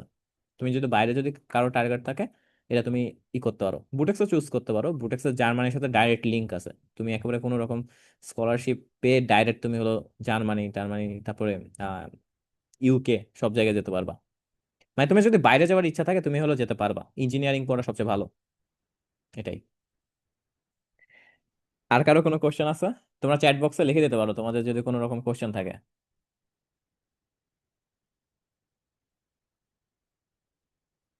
আচ্ছা, যদি কোশ্চেন না থাকে তাহলে আমরা এবার হলো একটু কোর্স প্ল্যান নিয়ে একটু কথা বলি, ঠিক আছে? কোর্স প্ল্যান নিয়ে কথা বলি। সবাই কি বোরিং ফিল করছো নাকি অনেক? তো কোর্স প্ল্যান নিয়ে যদি আমি একটু শুরু করি, তো আমাদের তোমাদের একটু বলি যে আমাদের যে কেমিস্ট্রি যে এটা আছে, কেমিস্ট্রি, তো কেমিস্ট্রি যেটা লাগে যে কেমিস্ট্রি তোমার যদি আমি বলি যে আমাদের ফার্স্ট পেপার যেটা আছে, ফার্স্ট পেপার আর সেকেন্ড পেপার, দুই পেপার মিলে আমার টোটাল বই সারতে, মানে তো টোটাল হলো এই কেমিস্ট্রি বইটা সারতে আমার মোটামুটি 100টা ক্লাস লাগে, 100টা ক্লাস। তোমাদের অনেক বড় ভাই আমার কাছে পড়ে, তোমরা এইচএসসি 26-কে জিজ্ঞাসা করতে পারো, 25-কে জিজ্ঞাসা করতে পারো, 24-কে জিজ্ঞাসা করতে পারো। আমি কয়েকটা যদি নাম বলি, যে এইচএসসি তোমার 26 হলো ইমিডিয়েট সিনিয়র তোমাদের, তাই না? জাস্ট হলো 1 বছরের সিনিয়র। তো এরকম তোমার কাছে যদি আমি বলি যে তোমাদের হলো আম, যে ভাইরা আমার কাছে এখনো পড়ে তারা হলো, যেমন হলো তোমার সামিরকে চেনো মেবি তোমরা, তাই না? এনডিসির সামির, সামিরকে চেনো মেবি। তারপরে তোমার অর্পি আছে, অর্পি হলো হরলিক ক্রসের। তারপরে তোমার ইয়ে আছে, সাদিয়া আছে, বা বৃষ্টি আছে, যেটা একই নাম। সে হলো আদমজিতের পরে। তারপরে তোমার অনেক আছে, দাঁড়াও একটু মনে করতে দাও, ঠিক আছে? হুটপার করে রায়ান আছে, রায়ানকে চেনো তোমরা কেউ? Rayan, Dhaka college, DC. তারপরে তোমার স্নেহা আছে, নূর মোহাম্মদের, বিএনএমপিসি। তারপরে আরো অনেক আছে, ঠিক আছে? আমি সবগুলোর নাম যদি একসাথে বলি, ঐশী আছে, তারপরে তোমার ঐশী আছে, তারপর তোমার ইয়ে আছে, কি যেন আছে, তানহা, নাদিয়া, আরো অনেক আছে, ঠিক আছে? যারা আছে তুমিও, যাদের আছে আমি যাদের নাম বলতে পারিনি, আমার আপাতত মনে আসছে না, আরো অনেক আছে, হুট করে সবার নাম মাথায় আসে না, ঠিক আছে? আচ্ছা, তো এরা আর কি সবাই আছে। তারপরে তোমার এগুলো তোমাদের তো সিনিয়র আপু বা হলো তোমার হলো ভাই না? তো তোমরা হলো এদেরকে জিজ্ঞাসা করবা যে হলো তোমার কলেজের যে ব্যাপারটা আছে না, তুমি এদেরকে দেখো, এই এনডিসি তে পড়ে, তারপর Holy Cross, Adamjee, Dhaka college, বিএনএমপিসি, Oishi মনে আসছে না কোথায় পড়ে, মেবি তোমার মেহেরপুর গভর্নমেন্ট কলেজে পড়ে যতটা সম্ভব, আমি শিওর না। তবে তা না হলো কুষ্টিয়া কুষ্টিয়া। গভর্নমেন্টে পড়ে। ও কুষ্টিয়াতে, ঐশী কুষ্টিয়াতে পড়তে পারে। হ্যাঁ, আমার হলো কুষ্টিয়া মহিলা হচ্ছে। আমার মনে আসছে না, মানে একটু গুলাই ফেলেছি আরেকজনের সাথে। তারপর তানহা, তারপর নাদিয়া আছে মেবি হলো কেসি কলেজে আছে, জিনাইদা। তো তোমার হলো এক একজন এক এক জায়গায় আছে। তো তুমি এদেরকে জিজ্ঞাসা করতে পারো, তোমরা যে কলেজে যেতে চাও তাহলে ওদেরকে জিজ্ঞাসা করলে ইনস্ট্যান্ট ওই কলেজের অবস্থা সম্পর্কে জানতে পারবা। আর সিনিয়রদের সাথে যোগাযোগ রাখা খুবই ইম্পর্টেন্ট একটা জিনিস, এটা মাথায় রাখবা, ঠিক আছে? তোমাকে ওরা হলো একবারে অথেন্টিক কথাবার্তা বলবে, কোনো সমস্যা নাই। তুমি আমার কাছে এসে যাচাই যাচাই করে নিতে পারবা, তাদের আগে কথা শুনবা, দেন আমার কাছে এসে যাচাই করে নিতে পারবা যে ভাইয়ারা ঠিক বলছে কিনা, এটা। তবে এইচএসসি 25 এর অনেক ছেলেপেলে আছে আমার। তো যেমন তোমার হলো আম, মুন আছে, বাপ্পি তো আছেই প্রথমে, বাপ্পি তো একটা এই ক্লাসে আছে, বাপ্পি, মুন, তারপরে তোমার ওয়াকিব ছিল, তারপরে তোমার অনেক আছে, ঠিক আছে? তোমাদের আকাশকে চেনো নাকি তোমাদের? রাফসান। হ্যাঁ হ্যাঁ, রাফসান আছে, রাফসান। তারপরে তোমার আরো অনেক আছে, ঠিক আছে? যে নাম করলে ডিআরএম অনেকগুলাই জিডি হয়ে তো যায়। সাতজন আছে। হ্যাঁ হ্যাঁ, হাসান আছে, তারপরে ডিয়ার আছে, আরো আছে। শিক্ষককে চেনো মনে হয়, শিক্ষকের তো চেনার কথা আদমজিৎ। তারপরে তোমার রেদওয়ানকে তোমার অনেক ভালো করে চেনার কথা, তাই না? রেদওয়ান, সাব্বির, এগুলা তো তোমার হলো অনেক আইকনিক ফেস। ইমন, আবির, আরো অনেক আছে, ঠিক আছে? তো এগুলাকে তুমি জিজ্ঞাসা করো যে হলো আম, আছে, এরা হলো চান্স পেলে আরো বেশি বুঝতে পারবা যে এরা তারও তখন আর কি বেশি হাইলাইট হবে, ইনশাল্লাহ চান্স পাবে সবাই, সবাই ভালো ভালো জায়গায় চান্স পাবে ইনশাল্লাহ। তো এদেরকে আরো জিজ্ঞাসা করতে পারো, 24-এরও আছে, ফারদিন ভাই। তারপরে তোমার আরো আরো অনেক ভাই আছে তোমাদের। তারপরে মাম্পি আছে, মাম্পিকে জিজ্ঞাসা করতে পারো, আদমজির। আচ্ছা, তো যেটা বলছিলাম যে হলো তোমার কোর্স প্ল্যানে যেটা হবে, তোমার কেমিস্ট্রি 100টা ক্লাস, আমি হলো অনেক বেশি ডিউরেশন করবো না কলেজের স্যারদের মতো, এই যে 2 বছর ধরে আমি পড়াবো না। তুমি যে কোনো HSC 26 তোমার ইমিডিয়েট সিনিয়র না, তুমি বলো তো ভাই, যে যে কোনো যে ভাই আপনাদের কি সিলেবাস শেষ হয়েছে কেমিস্ট্রির, ওরা দেখো তো বলে কিনা যে হ্যাঁ শেষ হয়েছে কি হয়নি। ওদের সম্পূর্ণ, ওদের কেবল হলো কলেজে ফার্স্ট ইয়ারে পড়া শেষ হচ্ছে, বাট আমার হলো 2টা paper, first paper second paper 2টা পড়াই শেষ। তো ওরা এখন জাস্ট, আমি এখন রিভিশন ক্লাস নিচ্ছি, আর হলো ওদের তোমার সিকিউ সলভ করে, টেস্ট পেপার সলভ করে। তো ওদের কলেজের এক্সাম কেমন হয়েছে এটাও জিজ্ঞাসা করো, যে এই যে সামিরকে জিজ্ঞাসা করো, ওর যাদের কলেজের পরীক্ষা শেষ হয়ে গেছে, সাদিয়ার মেবি হয়নি মনে হয়, আদমজির পরে পরীক্ষা নেবে, তারপরে রায়ানেরও মনে হয় পরে হবে। বাট যাদের এই যে স্নেহা, তারপরে ঐশী, এদেরকে যারা আছে এদেরকে জিজ্ঞাসা করো যে ভাই আপনাদের ফার্স্ট ইয়ারে কলেজের পরীক্ষা কেমন হয়েছে, কেমিস্ট্রি, ফিজিক্স, এগুলো জিজ্ঞাসা করো, ঠিক আছে। আর ফিজিক্সের ক্ষেত্রে আমি একটু বলবো যে ফিজিক্সের ক্ষেত্রে হলো আমার ফার্স্ট পেপার আর সেকেন্ড পেপার মিলে তোমার ক্লাস নেওয়া লাগে হলো তোমার ফার্স্ট পেপারে অনেক, মানে এটা আসলে একটু বড় অধ্যায়, মানে বড় তোমার ফিজিক্স আর সেকেন্ড পেপারটা অনেকগুলো অধ্যায় আছে, তো এই জন্য তোমার একটু বেশি ক্লাস নেওয়া লাগে। তবে 65-70, এটাও তোমার 65-70 অলমোস্ট, তার মানে অলমোস্ট এখানে 130টা মতো ক্লাস নেওয়া লাগে, ফিজিক্সের ক্লাস একটু বেশি ক্লাস নেওয়া লাগে, কারণ তোমার অনেকগুলো অধ্যায় আছে, তো তোমাকে একেবারে বেসিক বেসিক টু অ্যাডভান্স লেভেলে পড়াতে গেলে তোমাকে অনেক বেশি ক্লাস নেওয়া লাগবে। তো এটাই তো, আমি একটু তোমাদের বলি যে হলো আমাদের যে কেমিস্ট্রির একটু রোড ম্যাপটা দেখাই, ঠিক আছে, বা কেমিস্ট্রি যেটা আসলে তোমাকে পড়তে হবে কিভাবে, এটা আমি একটু দেখাই, কেমিস্ট্রি রোড ম্যাপ দেখাবো। ফিজিক্স নিয়ে আমি অন্যদিন কথাবার্তা বলবো, আজকে কেমিস্ট্রি নিয়ে কথাবার্তা বলি সম্পূর্ণ, কারণ অনেক বেশি ডিউরেশন হয়ে যাচ্ছে, তো তোমরা বোরিং ফিল করবো। তো যাই হোক, তো এই যে কেমিস্ট্রি রোড ম্যাপ যদি আমি বলি, আমাদের প্রথম যে অধ্যায়টা আছে সেটা আছে তোমার হলো ল্যাবরেটরির নিরাপদ ব্যবহার, ল্যাবরেটরি, ঠিক আছে, এটা ল্যাবরেটরি। সেকেন্ড যে অধ্যায়টা, মানে মেইনলি খেলা শুরু হয় গুণগত রসায়ন থেকে, এটা হলো তোমার আসল অধ্যায়, গুণগত রসায়ন। তারপরে আছে তোমার মৌলের পর্যায়বৃত্ত, মৌলের পর্যায়বৃত্ত, এটা সবচেয়ে ডেঞ্জারাস অধ্যায়, আর এটা আমি তোমাদের ইনশাল্লাহ অনেক ইজিলি ভাবে পড়াবো। মানে এটা সবচেয়ে ডেঞ্জারাস অধ্যায়, কারণ এখানে মৌলের নেচার আছে তো, এটা। তারপরে তোমার রাসায়নিক পরিবর্তন, যারা ইঞ্জিনিয়ারিং আছে তারা পড়ে খুবই মজা পাবে এই অধ্যায়টা, ম্যাথ করেও মজা। আচ্ছা, আর পাঁচ আছে কর্মমুখী রসায়ন, এটা হলো তোমার আসলে খুবই বিচ্ছিরি একটা অধ্যায়, কর্মমুখী রসায়ন, মানে পুরাটাই মুখস্থ। তারপরে যেগুলো লাগবে সেগুলো একবারে সুন্দর মতো দেখাই দেবো, এগুলো থেকে সারা জীবন কোশ্চেন আসে, এগুলাই আসবে। সেকেন্ড পেপারে আমাদের প্রথম যে অধ্যায়টা আছে সেটা হলো তোমার পরিবেশ রসায়ন, এটা নিয়ে সবচেয়ে বেশি হলো কাজ কাজ কারবার হয়, পরিবেশ রসায়ন। তারপরটা আছে তোমাদের সবার ফেভারিট একটা অধ্যায়, সেটা হলো তোমার জৈব যৌগ, এটা হলো মেন অধ্যায়, এই পুরা পুরা এই যতগুলো অধ্যায় মিলে যা হবে, জৈব যৌগ সেম একটা অধ্যায় মিলে তা হবে। তারপরে তোমার আছে পরিমাণগত রসায়ন, পরিমাণগত রসায়ন। আরেকটা আছে তোমার তড়িৎ রসায়ন। এই যে এই অধ্যায়টা, এটা খুবই সুন্দর একটা অধ্যায়, তড়িৎ ইলেকট্রোকেমিস্ট্রি, এটা দিয়ে তুমি অনেক মার্ক তুলতে পারবে। আরেকটা আছে অর্থনৈতিক রসায়ন, এটা হলো সবচেয়ে মানে এই পেপারের মধ্যে, কেমিস্ট্রির মধ্যে সবচেয়ে বিচ্ছিরি অধ্যায় হলো অর্থনৈতিক রসায়ন। তো যাই হোক, আমি এবার বলবো যে আসলে আমাদের কোনগুলাতে আসলে মেন অধ্যায়, আমাদের আসলে আমি যদি বলি যে এখানে টোটাল তুমি দেখছো 10টা অধ্যায়, first second third fourth fifth chapter, আর এখানে 5টা চ্যাপ্টার আছে। এখন যেটা হচ্ছে সবচেয়ে বেশি আমাদের আসলে ফোকাস দিতে হয় কোথায় থেকে, ফোকাস দিতে হয় গুণগত রসায়ন, মৌলের পর্যাবৃত্ত ধর্ম, রাসায়নিক পরিবর্তন, এই তিনটা ফার্স্ট পেপারের। আর সেকেন্ড পেপারে পরিবেশ রসায়ন, জৈব যৌগ, পরিমাণগত রসায়ন আর তড়িৎ রসায়ন। তো এইগুলা হলো আমাদের মেইনলি 10টার মধ্যে 7টা অধ্যায় দেখালাম না, এই 7টা অধ্যায় যারা ফুলফিল ভাবে খুব ভালোভাবে পড়তে পারবে তারাই হলো এখানে বস লেভেলের বস হবে। ঠিক আছে, তুমি ল্যাবরেটরি নিরাপদ ব্যবহার পড়ে তুমি নিজেকে বস ভাবছো, এটা তোমার কখনো হবে না। তোমার অলরেডি এই সবগুলো অধ্যায় পড়লে মানে ল্যাবরেটরি নিরাপদ ব্যবহার মানে এমনি হয়ে যাবে, তো তোমাকে টেনশন করতে হবে না, তোমাকে মেইনলি ফোকাস দিতে হবে এই জায়গাটায়।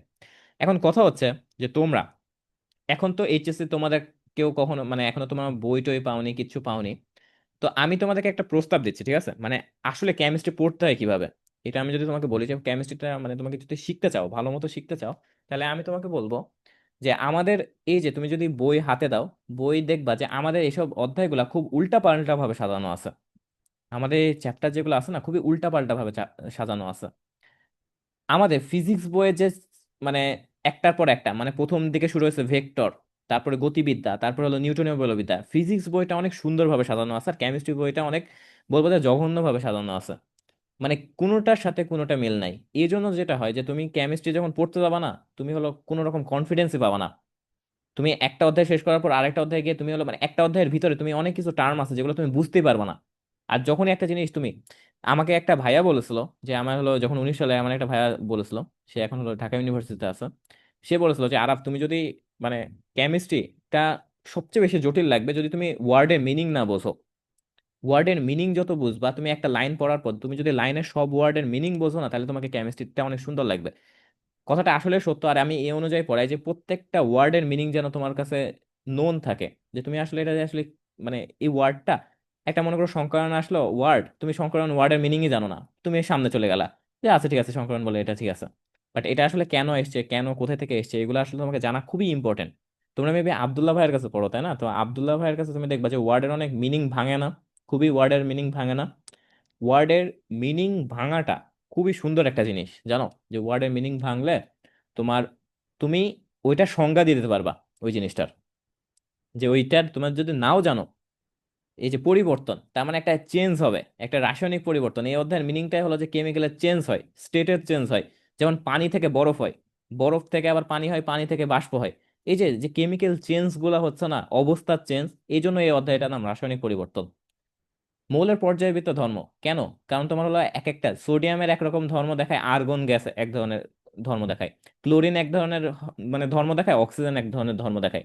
এই যে এই জন্য মৌলের, প্রত্যেকটা মৌলের, এই যে আমাদের যে হলো আছে না পর্যায় সারণী, আছে না পর্যায় সারণী, 118টা মৌল আছে, 118টা মৌলে এক এক রকম ক্যারেক্টার দেখাবে। তোমাকে যদি 118টা মানুষ দেওয়া হয়, তুমি 118টা মানুষ এক এক রকম ক্যারেক্টার দেখাবে না? তো ওই জিনিসটা মৌলের পর্যায়বৃত্ত ধর্ম, এক একটার যে ধর্ম, ওইগুলো নিয়ে কথাবার্তা বলবো আমরা এই অধ্যায়ে। জৈব যৌগ, এটা আসলে কার্বন আর হাইড্রোজেনের কেমিস্ট্রি। এই কার্বন আর হাইড্রোজেনের কেমিস্ট্রি যদি না থাকতো না, তাহলে কিচ্ছু হতো না, তোমার এই বডি, তোমার শরীরই তোমার হলো তৈরি হতো না। তো এটা সবচেয়ে বেশি ইম্পর্টেন্ট একটা জিনিস। তো মেনলি আমি যদি তোমাকে বলি যে আসলে তোমার কেমিস্ট্রি পড়তে হয় কিভাবে, আমাদের তো প্রথমে দিছে ল্যাবরেটরি নিরাপদ ব্যবহার। এই জিনিসটা তোমাকে পড়তেই হয় না, জানো? এটা তোমাকে একদম পড়তে হয় না। আচ্ছা, তোমাদেরকে আমি বলে দেবো যে আমার হলো পার চ্যাপ্টারে কয়টা ক্লাস লাগে, মানে এই চ্যাপ্টারে কয়টা করে ক্লাস লাগে, এটা কি বলে দেবো? জি ভাই, বলে দেন ভালো হবে। আচ্ছা, তাহলে আমি এখানে একটু বলে দিই যে আমাদের ল্যাবরেটরি বা নিরাপদ যে ব্যবহার আছে। দাঁড়াও একটা মিনিট।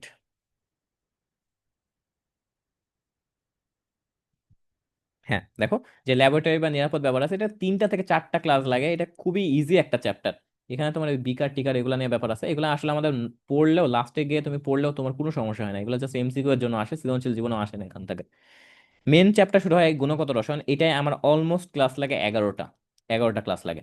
তো 11টা ক্লাস হলে এই গুণগত রসায়নটা তোমার শেষ হয়ে যাবে। মৌলের পর্যায়বৃত্ততে লাগে হলো আমার 12টা ক্লাস। আর রাসায়নিক পরিবর্তন অনেক বড় চ্যাপ্টার, ফার্স্ট পেপারের সবচেয়ে বড় চ্যাপ্টার, এটা আসলে 4টা চ্যাপ্টার মিলে একটা চ্যাপ্টার বানানো হয়েছে, ঠিক আছে? গতিবিদ্যা, তারপরে সাম্যাবস্থা, অ্যাসিড ক্ষার, আর হলো তোমার হলো তাপ রসায়ন, এই 4টা অধ্যায় একসাথে মিক্সড করে রাসায়নিক পরিবর্তন বানানো হয়েছে। এটাতে আমার ক্লাস লাগে অলমোস্ট 18টা।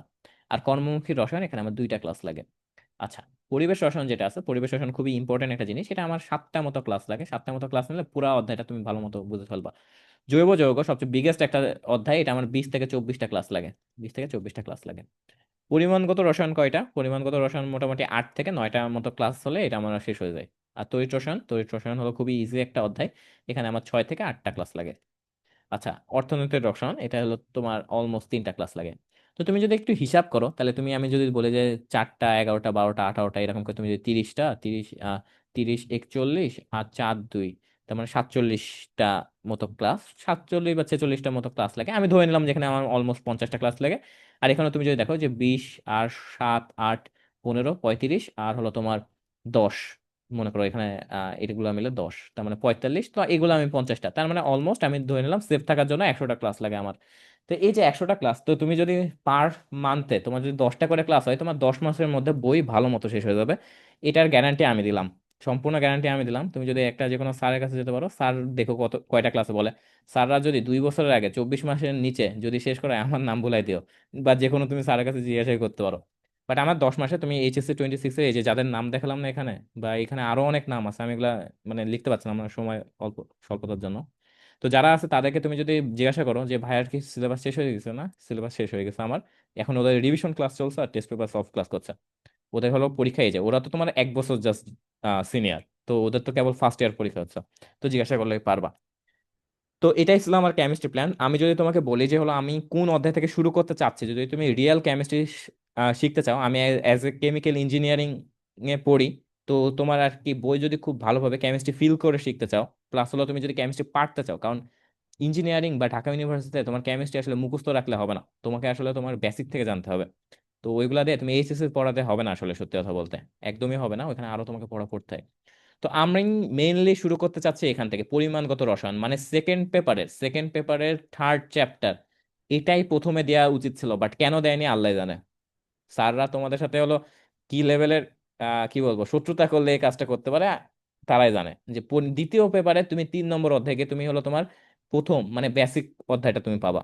তাই তোমার তো প্রথম দিকে তুমি যখন শুরু করবো না, তোমার তো বেসিকই নাই, তুমি কিভাবে শুরু করবা? স্যাররা ভালো জানে, আমি জানি না। তো যাই হোক, তো এই যে পরিমাণগত রসায়ন আমাদের ইভেন তোমার যখন ভার্সিটিতে আমি প্রথমে যেটা পড়ছিলাম সেটা হলো পরিমাণগত রসায়ন। তার মানে ভার্সিটির স্যারদের কিন্তু ভার্সিটির স্যার আর হলো তোমার কলেজের স্যারদের মধ্যে কিন্তু অনেক পার্থক্য আছে, এটা কি তোমরা জানো? এরা বিসিএস দিয়ে আসে কলেজের স্যাররা, আর এরা আসে তোমার হলো একেবারে ডাইরেক্ট হলো তোমার ফ্যাকাল্টি হয়ে বা হলো অনেক জায়গা থেকে মানে ভালো মতো সিজি মেনটেন করে আসে, ঠিক আছে? তো ওদের রিসার্চ লেভেলের পড়া আর এদের পড়ার মধ্যে অনেক পার্থক্য আছে। তোমাকে বিসিএস বা কলেজের স্যার হয়ে তোমাকে যখন আসতে হয়, তখন তোমাকে কিন্তু বাংলা ইংলিশ জিকে পড়তে হয়। বাট তুমি যদি অ্যাজ এ কেমিস্ট্রি স্যার বা হলো তুমি যে কোনো একটা কোর্সের ভার্সিটির স্যার হতে চাও, তাহলে তোমাকে ওইখানে সিজি মেনটেন করতে হবে, তোমাকে হলো ইঞ্জিনিয়ারিং সেই লেভেলে পড়তে হয়, সেই লেভেলে তোমাকে বেসিক গুলা জেনে তারপর তুমি ভালো সিজি মেনটেন করতে হয়, সিজি মেনটেন করার পর তারপর তোমাকে আসতে হয় ডাইরেক্ট ওখানে, তোমাকে ইন্টারভিউ দিয়ে তোমাকে ঢুকতে হয়, ঠিক আছে? তো এটার মধ্যে কিন্তু মানে অনেক রিসার্চ বা প্রফেসর যাদেরকে দেখো তারা আর কি এইভাবে আর কি হয়। তো যাই হোক, তো আমাদের এটা, তো তারা কিন্তু জীবনেও বলবে না যে হলো ল্যাবরেটরি বা গুণগত রসায়ন থেকে শুরু করো, তারা সবসময় বলবে পরিমাণগত রসায়ন থেকে শুরু করো। তো যাই হোক, এই যে পরিমাণগত রসায়ন এটা হলো আমাদের ফার্স্ট চ্যাপ্টার, আমি এটাকে পড়াতে চাচ্ছি। দেন তারপর তোমাকে আসলে তুমি যদি মেন মানে ভালো করে পড়তে চাও, তাহলে তোমাকে সেকেন্ড থেকে তুমি শুরু করলেও সমস্যা নাই। বাট আমি বলবো যে রাসায়নিক পরিবর্তন শুরু করতে হয়, বাট হলো রাসায়নিক পরিবর্তন আসলে আমি এটা শেষ করার পর তুমি দেখবা যে তোমাদের একটু কলেজের ভাইব চলে এসছে। তো তোমাকে দেখবা যে সবাই গুণগত রসায়ন থেকে শুরু করবে। তো তুমি আসলে এটাই গুণগত রসায়ন পড়াও। 3 নম্বর অধ্যায় এটা পড়ো। 3 নম্বর অধ্যায় রাসায়নিক পরিবর্তন পড়ো। 4 নম্বর অধ্যায় এটা পরিবেশ রসায়ন। 5 নম্বর তুমি এটা পড়ো। তুমি যদি চেতা পরিমাণগত রসায়নের পর তড়িৎ রসায়ন পড়তে, হ্যাঁ তুমি আরো অনেক ভালো করে বুঝতা, কোনো সমস্যা নেই। তোমরা যদি চাও আমি পরিমাণগত রসায়নের পর তড়িৎ রসায়ন পড়াবো, তোমার অনেক ভালো করে বুঝবা, কোনো রকম তোমার ঝামেলা হবে না, কারণ এই বেসিকটা যার থাকবে না সে সব জায়গায় সুইচ করতে পারবে পরিমাণগত রসায়নে, কারণ এখানে আসে মোল। এই মোল জিনিসটা যে কি জিনিস, এটা তুমি আর কি ফিল করতে পারবা যখন আমি পড়াবো। মানে আশা করি তোমরা যারা মোল জানো, মোল জানলে অবশ্যই ভালো, তারপরে আরো অনেক মানে খুঁটিনাটি বিষয় আছে মোল ব্যাপারে। তো যাই হোক, এটা ফিফথ চ্যাপ্টার। দেন তারপর ফোর্থ ফিফথ, তারপরে এটা তুমি প্রথমে পড়তে পারো, এগুলো আমি তোমাদের ভোট নিয়ে করবো, বাট আমি শুরু করতে চাচ্ছি পরিমাণগত রসায়ন থেকে, কারণ পরিমাণগত রসায়ন হলো বেসিক, কেমিস্ট্রি বেসিক হলো এখান থেকে শুরু হয়। তারপর তোমার হলো ফিফথ, তারপর আসে তোমার মৌলের পর্যায়বৃত্ত 6 নম্বর। এরপর তোমাকে ধরতে হয় জৈব যৌগ, মানে মৌলের পর্যায়বৃত্ত ধর্মের সংকরণে হাইব্রিডাইজেশনের কনসেপ্ট তুমি যদি ভালো করে জানো, দেন তারপর তোমার কার্বন আর হাইড্রোজেনের কেমিস্ট্রি পড়তে তোমার ভালো লাগবে, তার আগে না। বাট আমাদের স্যাররা কি করে জানো? প্রথম দিন গুণগত রসায়ন, দ্বিতীয় দিন জৈব যৌগ শুরু করে। কিভাবে করে আল্লাহ জানে। তো আমি এই সিকোয়েন্স অনুযায়ী তোমাদেরকে পড়াতে চাচ্ছি। তোমাদের যদি কারো কোনো মানে তোমাদের যদি হলো থাকে যে ইনকোয়ারি থাকে যে ভাইয়া এগুলা থেকে পড়লে কি হবে কি হবে না, আমি ওইগুলো বলবো, সমস্যা নেই। তো এইভাবে তোমার আর কি পড়লে সবচেয়ে ভালো হয়। আর তুমি ইনশাল্লাহ তোমাদের ফার্স্ট ইয়ারের আগে, ফার্স্ট ইয়ারের যে টার্ম ফাইনাল পরীক্ষা আছে না, টার্ম ফাইনাল ইয়ার ফাইনাল পরীক্ষার আগেই তোমাদের পুরা কেমিস্ট্রি বই শেষ থাকবে ইনশাল্লাহ। আর শুধু শেষ না, এটা আমি হলো কেমিস্ট্রি যেটা আছে সেটা হলো বেসিক টু অ্যাডভান্স লেভেলে পড়াবো। তো তোমাদের কোনো রকম ঝামেলা হবে না অ্যাডভান্স লেভেলে, বেসিক টু অ্যাডভান্স লেভেলে পড়াবো, তোমাদের কোনো রকম ঝামেলা হবে না। আমি আমার একটা পড়ানোর ধরন আছে, সে ধরনটা আমি যদি তোমাকে একটু বলি, সে ধরনটা হলো প্রথমে হলো আমি হলো তোমার টাইপ ওয়াইজ আর কি পড়াই। টাইপ ওয়াইজ টাইপ ওয়াইজ পড়াই। টাইপ ওয়াইজ পড়ালে যেটা হয় যে তোমাদের অনেকে থাকবা, দেখবো যে এখন ঘুরতে যাবে, আমি ক্লাস শুরু করবো, দেন তারপর তোমরা 2 দিন 3 দিন ঘুরতে আসবা। ঘুরে আসার পর তুমি দেখবে যে 3 নম্বর ক্লাস চলছে। তো 3 নম্বর ক্লাসে তুমি দেখবা আমি একটা টপিক থেকে আবার শুরু করছি। তাহলে যেটা হয় যে তুমি প্রথম ক্লাসগুলো তুমি যদি নাও দেখো, তারপরও তুমি এইখান থেকে তুমি ক্লাস করতে পারবা। আর তোমাদের অবশ্যই রেকর্ডেড ক্লাস থাকবে, রেকর্ডেড ক্লাস থাকলে তুমি হলো বারবার রিভিশন দিতে পারবা, এটা অনেক মানে ভালো একটা জিনিস যে তুমি রেকর্ডেড ক্লাস বারবার দেখতে পারবা। এই বলে এমন না যে তুমি রেকর্ডেড ক্লাসের উপর ছেড়ে দিবা আর তুমি হলো ক্লাস করবা না, আমি সরাসরি বাসায় ফোন দেবো কোনো এখানে তোমার মানে, তারপর তুমি বুঝবা, তারপর তুমি আবার রেকর্ডে চলে আসবা, এই সরি তুমি আবার লাইভে চলে আসবা। তো এখন এই যে আমি যেটা বলছিলাম যে তোমাদেরকে টাইপ ওয়াইজ আর কি পড়াবো, দেন তারপর আর কি এই টাইপ ওয়াইজ আর কি তোমার বেসিক ক্লাসগুলো পড়াবো। আমার টার্গেট থাকে আমি তোমাকে আরো পরবর্তীতে আমি আরেকটা গ্রুপ খুলবো, ঠিক আছে? ওই গ্রুপে আমি তোমাকে বলে দেবো যে আসলে আমি কি আরেকটা মানে কি স্টেপে, আমি 3টা স্টেপে পড়াই, 3টা স্টেপে পড়ালে পুরা কেমিস্ট্রি বইটা একবারে ভাজা ভাজা হয়ে যায়, কোনো রকম ঝামেলা হবে না। আচ্ছা, এইটুকু বিশ্বাস রাখতে পারো যে তুমি যে কোনো ভার্সিটি, তুমি চোখ বুজে যে কোনো একটা ভার্সিটিতে তুমি ঢিল মারো, তুমি ওই ভার্সিটিটাই হবে। মানে কেমিস্ট্রি পার্টটা আর ফিজিক্স পার্টটা যেটা আছে হুবহু হবে, তোমার কোনো রকম টেনশন নাই। ইনশাল্লাহ মেডিকেলে তোমার হলো কেমিস্ট্রি থেকে আসে তোমার হলো 20 মার্ক, 20 মার্কের মধ্যে 20 মার্ক হলো আমার যেটা পড়াবো সেটা থেকে আসবে ইনশাল্লাহ। মানে খুবই রেয়ার কেসে মনে করো যে হলো উগান্ডা থেকে কোশ্চেন করে এসেছে, তখন তোমার দেখা গেল যে একটা আননোন থাকতে পারে। আহ এছাড়া তোমার কোনো রকম আননোন থাকবে না, তোমরা কোশ্চেন পেলে মিলাইও নিও, কোনো সমস্যা হবে না। আচ্ছা, তো এরপর যেটা আছে যে আমি হলো এই যে টাইপ ওয়াইজ বেসিক ক্লাস করাই, এটা হলো তোমার একটা অর্গানাইজড ওয়েতে তোমার ইনশাল্লাহ হবে, তোমাকে এটা নিয়ে টেনশন করতে হবে না। এরপর যেটা আছে সেটা তোমাকে হলো দাগানো বুকটা পড়তে হবে। দাগানো বুক, দাগানো বুক, এই দাগানো বুক যেটা আছে না, এটা তুমি হলো দেখবা যে উদ্ভাস বা হলো তোমার উন্মেষ বা তোমার অনেক এই রেটিনা, তারপরে তোমার আরো আছে, কি যেন প্ল্যাটফর্ম আছে, মেডিকেলের প্ল্যাটফর্ম, তারা আর কি দেয়। তো এই বইটা তোমার পড়া উচিত, আমি বলবো যে এই বইটা পড়ো। এখানে তোমার লাল কালি আর সবুজ কালি থাকবে। তো আমি তোমাদেরকে টেলিগ্রামে প্রোভাইড করে দেবো এই বইটা। তো তুমি এই বই অনুযায়ী দাগে দাগে পড়বা, যারা মেডিকেল অ্যাসপিরেন্ট আছো, মেডিকেল ম্যাট ম্যাট বা হলো তোমার এইচএসসি আছো, তাদের জন্য এটা ফরজ, এই কাজটা ফরজ। সবসময় মাথায় রাখবে এই কাজটা ফরজ। ঠিক আছে, এগুলা থেকে হুবহু অবজেক্টিভ কমন আসবে হুবহু। তো দাগানো বুক পড়া আর ওই অনুযায়ী দাগানো প্লাস ওই যে লাইনগুলো আছে মেমোরাইজ করাটা, তোমাকে মেমোরাইজ করতে হবে, তাহলে তুমি হুবহু কমন পেতে চাও। তুমি যদি এই যে আমি যে হলো কেমিস্ট্রিতে এই যে প্রথম আমি সেকেন্ড পেপারে হলো তোমার 100 পেয়েছিলাম আর ফার্স্ট পেপারে 98 পেয়েছিলাম। তো এই যে এটা যে হয়েছে, এটা কেন হয়েছে, কারণ হলো এই যে দাগানো বইয়ের জন্য হয়েছে, হুবহু কমন আসে। আচ্ছা, ওইটা আমি স্ট্র্যাটেজি তোমাদেরকে শিখাই দেবো, অনেক স্ট্র্যাটেজি শিখাবো আস্তে আস্তে, তুমি দেখবা যে কি কি তোমাকে কিভাবে আর কি হলো সামনের যুদ্ধতে ফাইট করতে হয় আমি তোমাকে শিখাই দেবো, বাকি কাজটা তোমার। আচ্ছা, এরপর আমার আছে আমি হলো তোমার হলো খুবই অ্যাডমিশনের লেভেলের কোশ্চেন সলভ করাই। তোমার হলো মেডিকেল সেগমেন্ট থাকবে আর ইঞ্জিনিয়ারিং সেগমেন্ট থাকবে আর ডিউ সেগমেন্ট একসাথে। তো এই যে ইঞ্জিনিয়ারিং এ তোমার আসলে ইঞ্জিনিয়ারিং প্লাস ডিউ একসাথেই হয়। তো যেটা হয় যে এখানে আমি সেগমেন্ট আছে প্রচুর পরিমাণে, তুমি অ্যাডমিশনের কোশ্চেন ব্যাংক আমি সলভ করাবো, যাতে তোমার জীবনেও মানে তোমার এসব নিয়ে মানে এমন হয়, ঠিক আছে। মনে করো স্যারদের কাছে পড়ে এইচএসসি তে, আমি তোমাকে যদি ফ্র্যাঙ্কলি বলি যে আমি এইচএসসি তে তোমার হলো স্যারদের কাছে পড়ে দেখা গেলো যে এইচএসসি যেদিন শেষ হলো এরপর দিন থেকে অ্যাডমিশনের বই খোলা শুরু করেছে, উদ্ভাসের ইঞ্জিনিয়ারিং কনসেপ্ট বুক, ঠিক আছে, তারপরে ইঞ্জিনিয়ারিং কোশ্চেন ব্যাংক খোলা শুরু করেছে।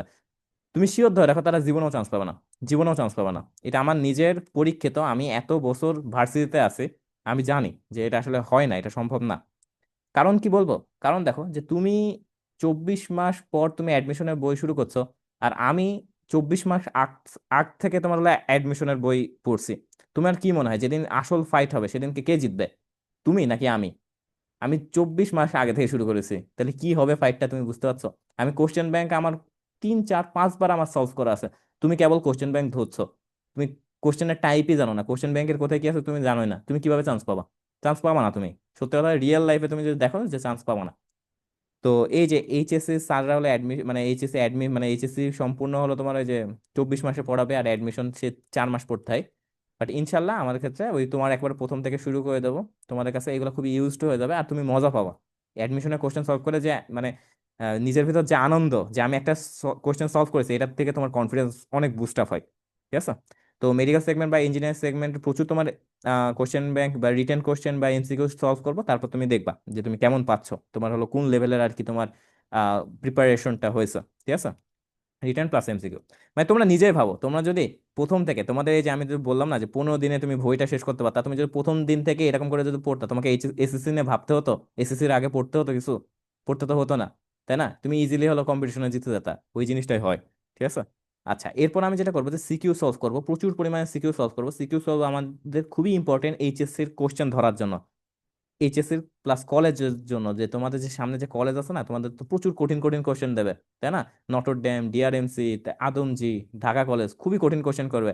তো এগুলা থেকে তুমি কিভাবে মানে পার পাবা? এই যে সিকিউ সলভ করতে হবে, আমি প্রচুর মানে প্রত্যেকটা কোশ্চেন এখানে দেবো, দেন তারপর তোমাকে সিকিউ সলভ করাবো, মানে অধ্যায় শেষে তোমার কোনো রকম ঝামেলা হবে না এটাই। ঠিক আছে, জীবনেও বাদবে না, তুমি দরকার হলে তুমি যদি ভুলেও যাও তুমি রেকর্ডেড ক্লাসটা আরেকবার দেখবা, তুমি সবকিছু ক্লিয়ার হয়ে যাবে।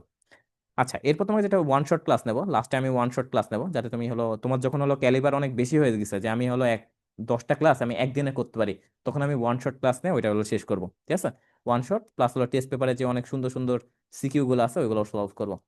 দেন তারপর যেটা আছে সেটা হলো আমাদের এমসিকিউ সলভ ক্লাস আছে, তোমাদের এমসিকিউ নিয়ে ঝামেলা থাকলে এমসিকিউ সলভ ক্লাস করবো, প্রচুর পরিমাণে এমসিকিউ সলভ হবে। আর লাস্টে একটা খুবই ইম্পর্টেন্ট জিনিস, সেটা হলো এক্সাম। এই এক্সামের উপরে আসলে জীবনে কিছু নাই। এক্সাম যত বেশি দিতে পারবা আর এক্সামে সলভ ক্লাস নিবা, যত বেশি এগুলা করতে পারবা, তত তুমি আর কি ভালো হবা।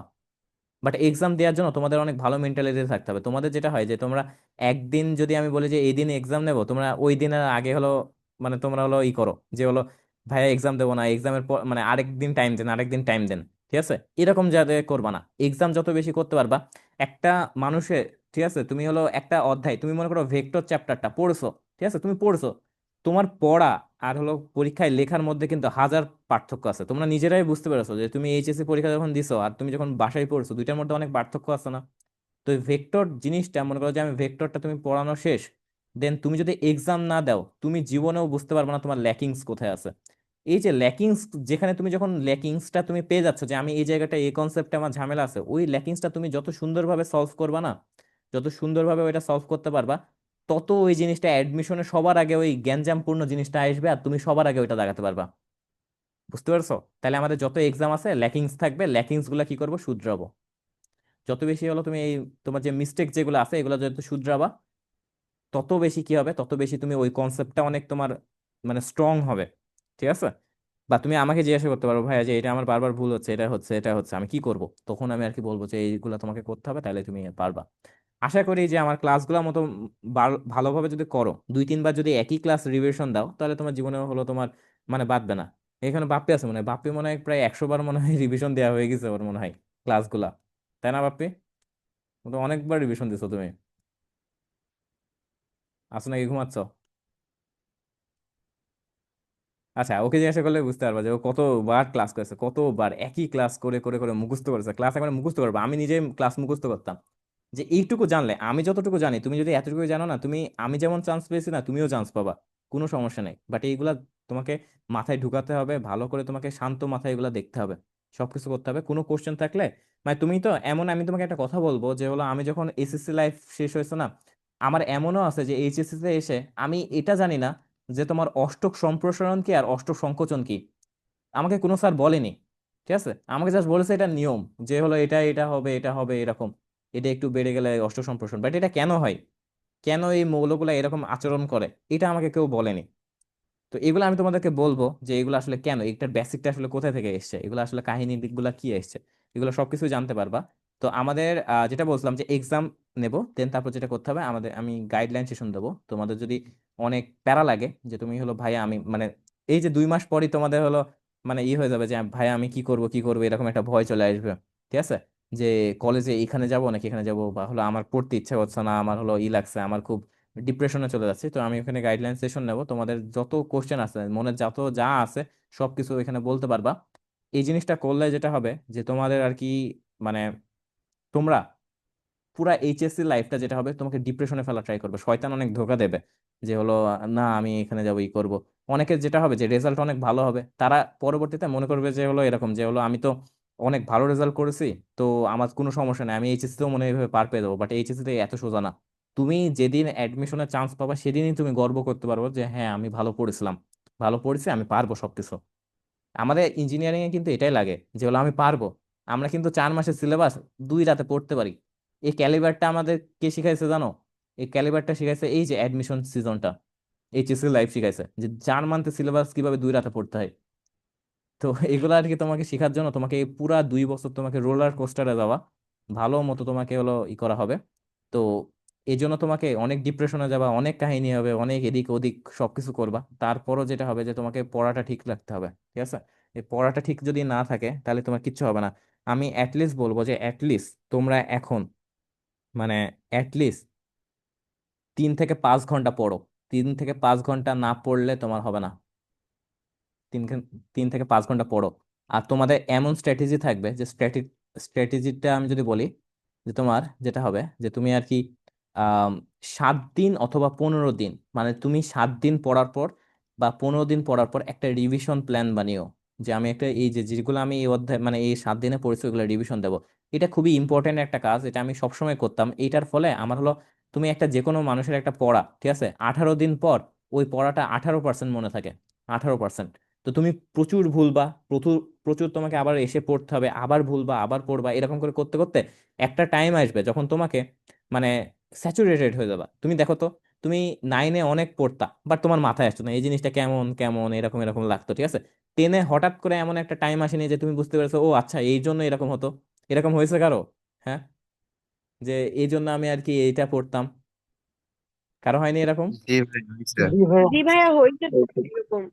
এই জিনিসটাই তোমাদের হবে, ঠিক আছে। এই জিনিসটা তোমাকে বারবার রিভিশন দিতে হবে, রিভিশন দিতে দিতে দিতে এক সময় হঠাৎ করে গিয়ে তোমার মাথায় হিট করবে যে ও আচ্ছা এটার জন্য তোমার সব অ্যান্সার পেয়ে যাবে যে এই জন্য এটা হয়েছে।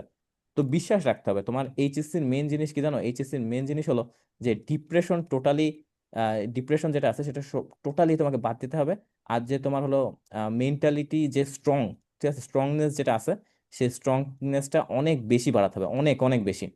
মানে যে কোনো পরিস্থিতিতে তুমি আর কি অ্যাটলিস্ট তুমি খেলাধুলা করো, তুমি হলো বাইরে যাও, ঘুরতে যাও, যাই করো, এই 3 থেকে 5 ঘন্টা পড়ে তারপর সব কাজ করো। তুমি যদি দিনের শুরুতেই করে ফেলো তারপর তুমি সারাদিন করো, তোমাকে কেউ কিছু বলবে না, বাট তুমি অ্যাটলিস্ট এটা করো। এখন এটা করো, যখন তুমি কলেজের লাইফে যাবা, তখন আমি আবার একটা সেশন নেব। ওই সেশনে আমি তোমাদেরকে বলবো যে তখন তোমাকে কিভাবে পড়তে হবে। বাট এখন যে ফ্রি টাইম আছে, যে ভুলটা আমি করেছিলাম যে 4 মাস আমি পড়িনি, ওই ভুলটা তোমরা করো না।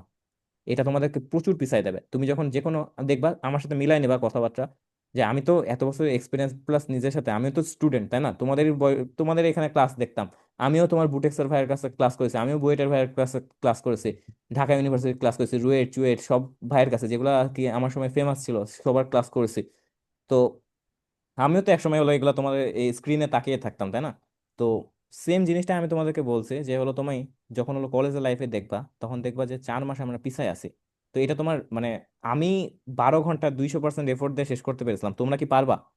তোমরা পারবা কিনা এটা একটু বুকে হলো কনফিডেন্স রেখে তারপরে এই জিনিসটা করো, ঠিক আছে।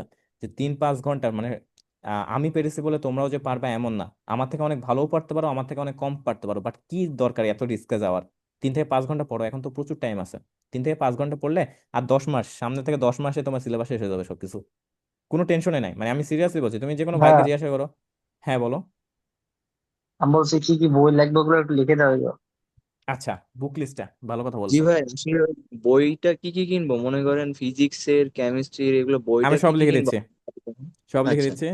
আচ্ছা, দেখো বুক লিস্টে আমাদের যেটা প্রথমে লাগবে, ঠিক আছে। দাঁড়াও, একটা মিনিট ওয়েট করো। হ্যাঁ, বুক লিস্টে আমাদের যেটা প্রথমে লাগবে, কেমিস্ট্রির কথাবার্তা বলি আগে, কেমিস্ট্রি। তো কেমিস্ট্রির ক্ষেত্রে আমাদের যেটা আছে, প্রথমে যেটা লাগবে সেটা হলো তোমার হাজারি নাগ।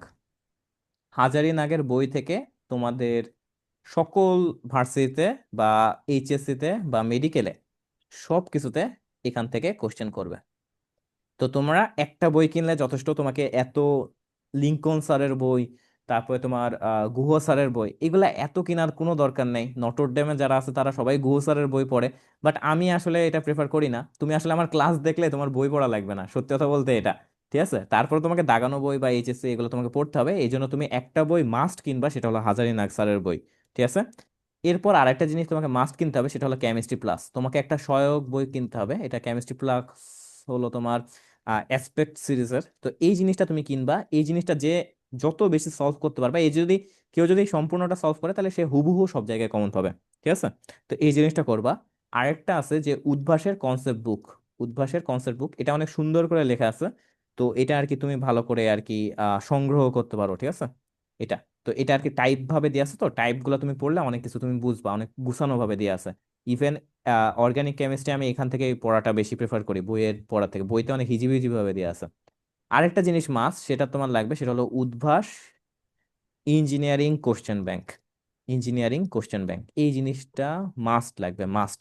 যারা ইঞ্জিনিয়ারিং আছো তাদের জন্য এই বইটা ফরজ, ঠিক আছে। তার মানে সবচেয়ে বেশি কি লাগবে? হাজারিনাগ, তারপরে কেমিস্ট্রি প্লাস, তারপরে উদ্ভাসের ইঞ্জিনিয়ারিং কোশ্চেন ব্যাংক।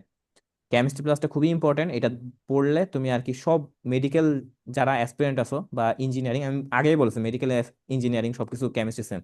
তো এই কয়টা বই তুমি যদি কালেক্ট করতে পারো তোমার সারা জীবনে আর বই লাগবে না। বুঝতে পারছো কি বললাম? এত বই পড়ে তুমি আর কি তুমি কিছু জীবনেও পড়তে পারবে না। আমি যেটা বলছি কেমিস্ট্রি প্লাস আর উদ্ভাসের ইঞ্জিনিয়ারিং কোশ্চেন ব্যাংকটা শেষ করো, তুমি জীবনে যে কোনো ভার্সিটি প্লাস হলো যে কোনো ইসে তুমি পারবা, ঠিক আছে। এই কেমিস্ট্রি প্লাস শেষ করতে গিয়ে জীবন তাহলে শেষ হয়ে আপনার যাবে। ক্লাস শুরু করার আপনার ক্লাস শুরু করার আগে কোন কোন বই লাগবে আমাদের, মানে জাস্ট বাড়িতে রাখার জন্য আর কি? বাড়িতে রাখার জন্য হাজারি নাকসারের বইটা তুমি নাও, হাজারি নাকসারের বই। কারণ আচ্ছা। তোমার অ্যাটলিস্ট এখন 2 মাস তো তোমার হলো বই, নতুন বই পাবাই না। তো তুমি আগে থেকে একটা পুরাতন, আচ্ছা পুরাতন বই হলেও কোনো সমস্যা নেই কিন্তু জানো, মানে পুরাতন বই হলেও কোনো সমস্যা নেই। মেনলি তুমি আমায় কি করবা, আমি যে স্লাইড গুলা পড়াবো, যে টপিক গুলা পড়াবো, ঠিক আছে, মানে আমি তো সব লিখে লিখে পড়াবো, তাই না? তো লিখে লিখে না পড়ালে তুমি জীবনে মাথায় রাখতে পারবে না, কিচ্ছু মাথায় থাকবে না, জাস্ট দেখাই হবে। তো এই জন্য তুমি আর কি যেগুলো পড়াবো সেই টপিক গুলো তুমি জাস্ট হাজারি নাকসারের বই থেকে চোখ বুলাবা। যখন তুমি কলেজে পড়বে না, তখন অ্যাটলিস্ট কেমিস্ট্রি প্লাস আর উদ্ভাসের ইঞ্জিনিয়ারিং কোশ্চেন ব্যাংকটা নিও। তখন তুমি ওইখানে আচ্ছা টাইপ ভাবে দিয়ে আছে, ওই টাইপ গুলা সলভ করবা, তখন পড়ে আরো মজা পাবা। যে আমার স্লাইড গুলা মনে করো 5টা টপিক পড়াইছি, 5টা টপিক তুমি যখন কোশ্চেন সলভ করবা অনেক মজা পাবা। আচ্ছা, আর আরেকটা হলো যে তোমার, আচ্ছা, দাগানো বইয়ের যে ব্যাপারটা আছে, দাগানো বইটা আমি তোমাদেরকে দিয়ে দেবো, ঠিক আছে? দাগানো বই প্রত্যেকটা চ্যাপ্টারে আমি দাগানো বই দিয়ে দেবো। ওই পিডিএফটা সংগ্রহ করবা, ওই অনুযায়ী হাইলাইটার আছে না, হাইলাইটার দিয়ে দেখবা যে সবুজ কালি আর কমলা কালি আছে, সবুজ কালি আর কমলা কালি দিয়ে দাগাবা।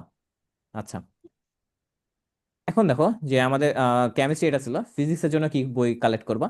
ফিজিক্সের জন্য আমি তোমাদেরকে বলবো যে ফিজিক্সের জন্য, আচ্ছা, এখানে আরেকটা বই আছে, তোমরা যদি চাও যে হলো মেডিকেলের যারা আছে কেমিস্ট্রি, আমি বলবো যে কেমিস্ট্রি প্লাসই এনাফ, ঠিক আছে? তারপরও তুমি যদি হলো রয়্যালের বই ইউজ করতে পারো, ভালো, বাট হলো আমি বলবো যে এত বই আসলে পড়ার তুমি টাইম পাবা না, তোমার কাছে অনেক পড়া আছে, ঠিক আছে? তুমি কেমিস্ট্রি প্লাস একটাই ভালো মতো শেষ করো, একটাই ভালো মতো দাগাও, তাইলে তোমার সবকিছু সলভ হবে। আচ্ছা, তো ফিজিক্সের ক্ষেত্রে তোমার একটা জিনিস, যেমন হাজারি নাগের ক্ষেত্রে ফরজ ছিল, আর এখানে ফরজ হলো ইসাক স্যারের বই, ঠিক আছে? ইসাক স্যারের বইটা হলো সবচেয়ে বেশি আম, তোমার জনপ্রিয়, আর এটা থেকে তোমার এইচএসসি প্লাস মেডিকেলে কোশ্চেন আসে। আর তোমার ইঞ্জিনিয়ারিং এ যদি বাই এনি চান্স, ইঞ্জিনিয়ারিং এ নর্মালি ফিজিক্স থেকে কোনো রকম আসে না, মানে তোমার থিওরিটিক্যাল খুবই কম কোশ্চেন আসে, বাট তারপরেও যদি আসে তাহলে তোমার এই যে ইসাক স্যারের বই থেকে আসবে। ওইখানে 15টা ডিউতে যদি 15টা কোশ্চেন থাকে, 15টাই ম্যাথ থাকবে ফিজিক্সের।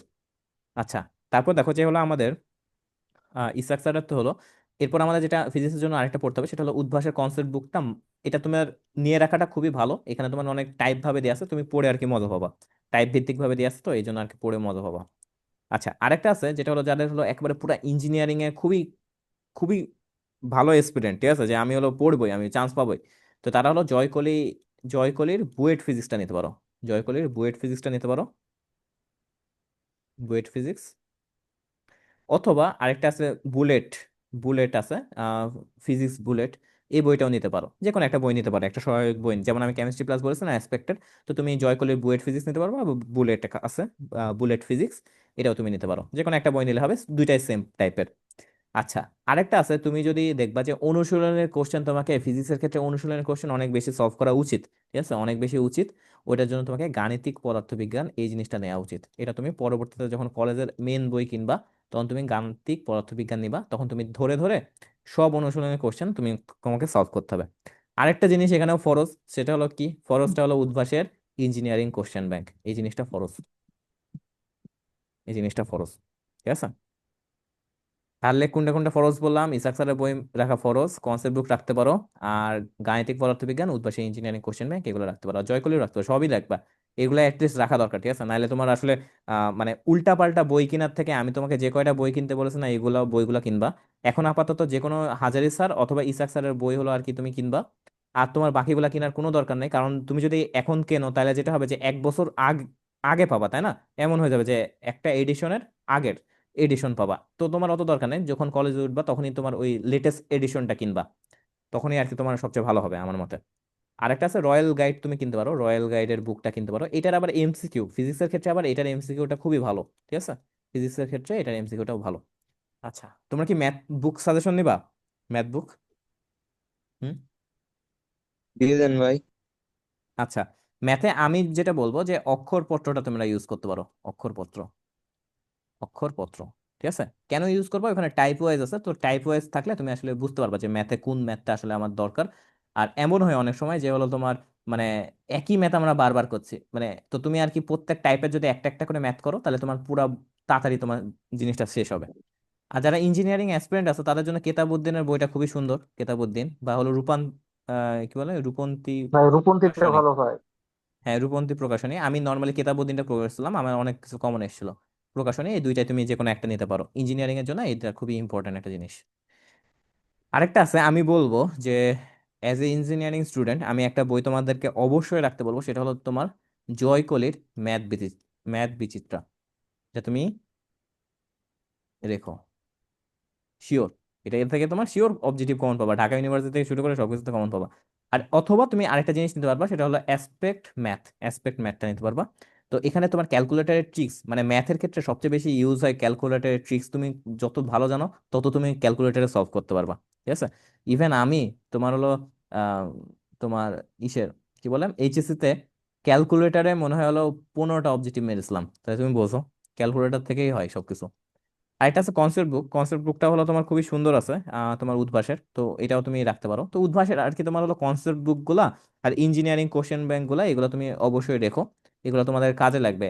এমন না যে তুমি মেডিকেল এক্সপেরিমেন্ট এর জন্য রাখতে পারবে না, এগুলো রেখো। এগুলো তোমার অনেক মানে তোমার মেডিকেলে থেকেও তোমাকে ঢাকা ইউনিভার্সিটিতে তোমাকে অনেক সময় করতে হয়, যে মেডিকেলে দেখা গেল চান্স না হলে আমাকে ঢাকা ইউনিভার্সিটি প্রিপারেশন নিতে হয়, তখন তোমার এটা লাগে। ঠিক আছে? এটা আচ্ছা।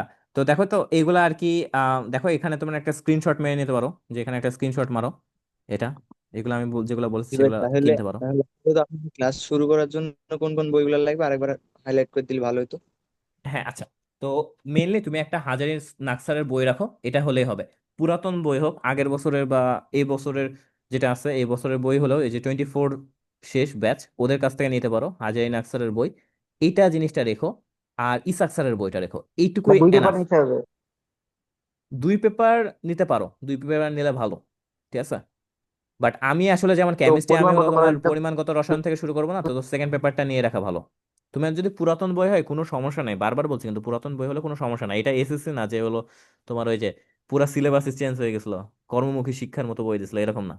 তো এগুলো সব একই বই, জাস্ট একটু আপগ্রেড করে, যেটুকু আপগ্রেড করে আমি নিজের স্লাইডে বানাই মানে করে দেবো। আর যখন তুমি নিজের বই যখন কিনবা, তোমাকে তো এই কলেজ শুরু হওয়ার পর তো তোমাকে বই কিনতে হবে মাস্ট, তখন তোমাকে আর কি ভাই, ওইটা দেখতে হবে। বইগুলো আপনাদের সাথে দেখে নেবো, আপাতত ক্লাস শুরুর জন্য যেগুলো লাগবে সেগুলো আর কি। হ্যাঁ, এই যেটা বলছে হাজারি নাগ স্যারের বই আর হলো ইসাক স্যারের বই। আচ্ছা ভাই। আর কোনো কিছু লাগবে না তোমার, এগুলা এগুলা কলেজের উঠার পর কেন, লেটেস্ট এডিশন। জি, ঠিক ওটাই আছে? বলছি। আচ্ছা। আর এখান থেকে হলো ম্যাথের অক্ষরপত্র বা কেতাবুদ্দিন বা রূপন্তি প্রকাশনীর একটা কিনতে পারো। ম্যাথটা একটু ভালো করে সিরিয়াস, ম্যাথে তোমার কিন্তু ভালো রকম মার্ক, মানে ম্যাথ যারা অনেকে আছে ম্যাথ পারো না আমি জানি, বিশেষ করে এখানে মেডিকেল এক্সপিরিয়েন্স আছে তাই না, তাদের কিন্তু এইচএসসি তে ম্যাথ অনেক ঝামেলা দেবে। আচ্ছা। আর ইনশাল্লাহ কেমিস্ট্রি আর ফিজিক্স নিয়ে তোমাকে কোনো রকম চিন্তা করতে হবে না। তোমার অলমোস্ট মেডিকেলে 45 মার্ক আসবে। যদি ভাগ্য খুবই খারাপ থাকে তাহলে তুমি 43 মার্ক কমন পাবা। আর যদি হলো ভাগ্য আল্লাহর রহমতে ভালো থাকে বা মিডিয়াম ভাগ্য থাকে, তাহলে তুমি 45-এ কমন পাবা। এইটুকু শিওরিটি আমি তোমাকে দিতেই পারি। ঠিক আছে? তুমি আমার স্লাইড গুলা পড়বা, ভাইয়া, এগুলা দেখবা, ক্লাসগুলা দেখবা, তাহলে এনাফ। হ্যাঁ বলো। আপনি কি ফিজিক্স কেমিস্ট্রি দুইটাই পড়াবেন তাই না? হ্যাঁ ফিজিক্স, তোমরা যদি চাও তাহলে ফিজিক্স কেমিস্ট্রি দুইটা পড়াও। হ্যাঁ ফিজিক্স আর কেমিস্ট্রি, হ্যাঁ দুইটাই পড়াবো। আমি ম্যাথ জি, বলছো, দুইটাই ম্যাথ আমি পড়ালে পড়াই না, ভালো হতো। ম্যাথ আমি পড়াই না। ফিজিক্স কেমিস্ট্রিটা পড়াই তোমার, এইচএসসি 25 কেও পড়ায়, 26 কেও পড়ায়, 24 কেও পড়ায়। ভাইয়া, তো আপনি এটাই। যেহেতু বুক লিস্ট দিলেন, হুম। তাহলে ক্যালকুলেটর লিস্ট দেন একটা। মানে আপনি কোনটা ব্যবহার করতেন? ক্যালকুলেটর মানে পৃথিবীতে সবার উপরে আছে হলো ক্যাসিও ইএক্স ক্যালকুলেটরটা, বাট এটা বাজার আউট। ঠিক আছে? এটা মার্কেট আউট হয়ে গেছে। তো তুমি সবকিছু আমার নকল কাছে পাবা। আছে ভাই অরিজিনালটা। আমার অরিজিনালটা আমি বুটেক্সের ল্যাবে হারিয়ে ফেলেছি। আমার যে কি কান্নাকাটির মতো একটা অবস্থা হয়েছিল, কারণ এটা আমি 4 বছর ধরে খুঁজেছি। এটা মানে ইঞ্জিনিয়ারিং পাবলিকদের জন্য ক্যালকুলেটর হলো তোমার হলো একটা মানে বালিশের সাথে শুয়ে ঘুমানোর মতো একেবারে। ক্যালকুলেটর ছাড়া কিন্তু কিছু হয় না। তো আমার কাছে ভাই এখন ক্যালকুলেটরটা দুইটা আছে অরিজিনাল। তোমরা ইএক্সটা নিও, আর যদি আমাকে ইএস প্লাসটাও কিন্তু ইয়েস ভালো। দুইটা ঠিক আছে? আছে। ইএস প্লাসটা। আর যারা খুবই এক্সপার্ট, মানে তুমি কোনো প্যারা হবে না তাদের জন্য, ওই যে ইটা এসছে, সিডাব্লিউটা। ঠিক আছে? সিডাব্লিউটা তোমার যদি অভ্যাস করতে পারো প্রথম থেকে, তাহলে অনেক ভালো সিডাব্লিউটা। তো ভাই আমি পারিনি ভাই, অনেক ফাংশন এখানে। ভাইয়া, এগুলা নর্মালি কি যেটা হয়, এইচএসসি তে এলাও করবে? অবশ্যই অ্যালাউ করবে। আমি নিজেই দিছি। ইভেন আমি এসএসসি তেও ইএক্স সবগুলোতে দিয়ে allow দিছি। করে, সবগুলো। এসএসসি তেও আমি ইএক্স দিয়ে দিছি, তো তোমার এটা নিয়ে টেনশন করতে হবে না। স্যারদেরকে বলো, যদি কেউ যদি জানে, স্যারকে বলো যে এটা আসলে কি ক্যালকুলেটর, স্যারকে বলো স্যার নিজে জানে না যে কি ক্যালকুলেটর, এটা দিয়ে কি হয়। ভাই সিডাব্লিউ প্রথমে নিয়েছিলাম, অনেক হ্যাঁ। ফাংশন হচ্ছিল না, হ্যাঁ পরে অনেক ফাং ক্যালকুলেটর হারিয়ে গেছি। হ্যাঁ হ্যাঁ, অনেক ফাংশন আছে, ভালোই ফাংশন আছে সিডাব্লিউটা। এখন মানে ইএক্স টা অনেক সহজে হয়। ইএক্সটা অনেক ভালো, ইএক্সটা মানে পার্সোনালি আমার করেও অনেক ভালো আছে। বাট এটার একটা ঝামেলা এই যে নকল পাচ্ছ না। নকল পেলে যেটা হবে যে হঠাৎ করে যদি বাই চান্স তোমার পরীক্ষার মধ্যে অফ হয়ে না, যায়, তাহলে এই জিনিসটা অনেক ঝামেলা। তো দুইটা ক্যালকুলেটর ওই যে অরিজিনাল, লিস্ট নিয়ে নাও। অরিজিনালটা এখন বাজারে এসে তো 4500 নেবে মনে হয় ভাই, ওইটা 4500 44 কি অনেক বেশি। 45। ক্যালকুলেটরের জন্য 4500 দেয়া এটা একটা অনেক বেশি একটা জিনিস। আমি নিজেই কিনেছিলাম 1300 দিয়ে। সেটাই কত 3-4 বছর এমনি চলছিল, বুটেক্সের ল্যাবে যদি ভাইবা দিতে না হারাতাম। এটাই। আমার কাছে আর কারো পুরোনোটা আছে, কিন্তু এইচএসসির জন্য তো আরেকটা লাগবে, ওই জন্য আমার নতুন আরেকটা নিয়েছি। অ্যাটলিস্ট দুইটা ক্যালকুলেটর ব্যাগে রাখা উচিত, কখন কোনটা বন্ধ হয়ে যায় কেউ জানে না। ঠিক আছে, মানে আমি যতগুলো ইঞ্জিনিয়ারিং পরীক্ষা দিতে গেছিলাম সবগুলোতে দুইটা ক্যালকুলেটর নিয়ে গেছিলাম। কারণ একটা ক্যালকুলেটর কেউ তোমাকে দেবে না ইঞ্জিনিয়ারিং পরীক্ষায়, সবাই ক্যালকুলেটর ইউজ করবে। আর ঢাকা ইউনিভার্সিটিতে ক্যালকুলেটর ইউজ করতে দেয় না, মেডিকেল পরীক্ষা কোনো রকম ক্যালকুলেটর ইউজ করতে পারবে না। বাট যেটা আছে যে এইচএসসি তুমি যদি ভালো মতো ক্যালকুলেটর ট্রিক্স শেখো, তুমি ম্যাথ বলো, তুমি ফিজিক্স না, ফিজিক্স বা কেমিস্ট্রিতে, হ্যাঁ অনেকগুলো আছে, কেমিস্ট্রিতে অনেক কিছু তুমি হলো থেকে পারবা। আর ম্যাথে তুমি হলো অ্যাটলিস্ট আমি বলবো যে তুমি 25টার মধ্যে 15টা অবজেক্টিভ তুমি ক্যালকুলেটর থেকে পারবা। এই জন্য তোমাকে ক্যালকুলেটর ট্রিক্স শেখা খুবই ইম্পর্টেন্ট। যে কোনো স্যার যার কাছে পড়বা, ঠিক আছে, ক্যালকুলেটর ট্রিক্স শেখার উপরে কিচ্ছু নাই। মানে ক্যালকুলেটর ট্রিক্স আমি কিন্তু সব পুরো ক্যালকুলেটর ভাজা ভাজা করে ফেলেছিলাম। এই জন্য আমার অনেক কিছু আছে যে আমি ব্যাক ক্যালকুলেশন বা এগুলা করেও আমি অনেকগুলো অ্যান্সার দিতে পেরেছি, যেগুলো কনসেপ্ট আমি জানি না। ঠিক আছে, তো এগুলা একটু ভালো করে ফোকাস দিও। আর কেমিস্ট্রি আর ফিজিক্স যা লাগবে আমি তোমাকে বলে দেবো, কোনো সমস্যা নেই। আচ্ছা, আর কারো কোনো কোশ্চেন আছে? না ভাই, এবার কবে থেকে বল। পড়াবেন, কি করবেন? আচ্ছা, আমি ঈদের আগে ক্লাস তো তোমরা করবে তাই না? ঈদের আগে ক্লাস করতে যাচ্ছ না? ভাই কাল থেকে শুরু করেন। আচ্ছা, কালকে থেকে শুরু করলে কালকে থেকেই শুরু হবে। আচ্ছা, কালকে থেকে বিকাল বেলায় ক্লাস করতে পারবা বিকাল বেলায়? না বিকেল ঘুরবা? কয়টায় ভাই? বিকেল 4টা 5টা। আমার 25-এর ব্যাচ আছে সকালবেলায়। 6টার পর? ওদের আবার হলো তোমার মানে ভাই ওদের একটু বিকেলে কেউ প্রেশার আছে, থাকে না? কারণ ওদের হলো জুনে শেষ, তো জুনে হলো তোমার ওই জুনে ওদের পরীক্ষা সামনেই। ভাই সন্ধ্যা আর 6টায় হবে না? 6টা করে দেন। কালকে সন্ধ্যা 6টায় নিতে পারবো না। তাইলে ভাই ওই মনে করেন আব্দুল্লাহ ভাই তো ন্যায় হচ্ছে 9টার দিকে, 9টা থেকে 10টা, 10:30, 10:30টার পর। 10:30টার পর আমি নিতে পারবো, বাট তোমরা করতে পারবে কিনা এটা নিয়ে ঝামেলা। জি ভাই, আমরা পারবো, কোন ব্যাপারে না। তুই একা আচ্ছা, পারলে তো হবে না। আরো তো এমতি অনেক আছে। তুই নাই ঘুমাবি দুই দুইটার মিনিট সময়। ভাইয়া। এমতি সবাই 3টের সময় ঘুমায়। আমার সমস্যা নেই, এই রাতের বেলা ক্লাস হলে আমার সমস্যা নেই, বাট ভোরে তোমাদের উঠতে একটু হবে। ঝামেলা আছে। ভাই ওই আব্দুল ভাই টাইমে দাও, যেই টাইমে মানে আব্দুল ভাই থাকে না পড়া, আচ্ছা, তো ওই আমি দিন করো। রেকর্ডিংটা একটু পজ করি।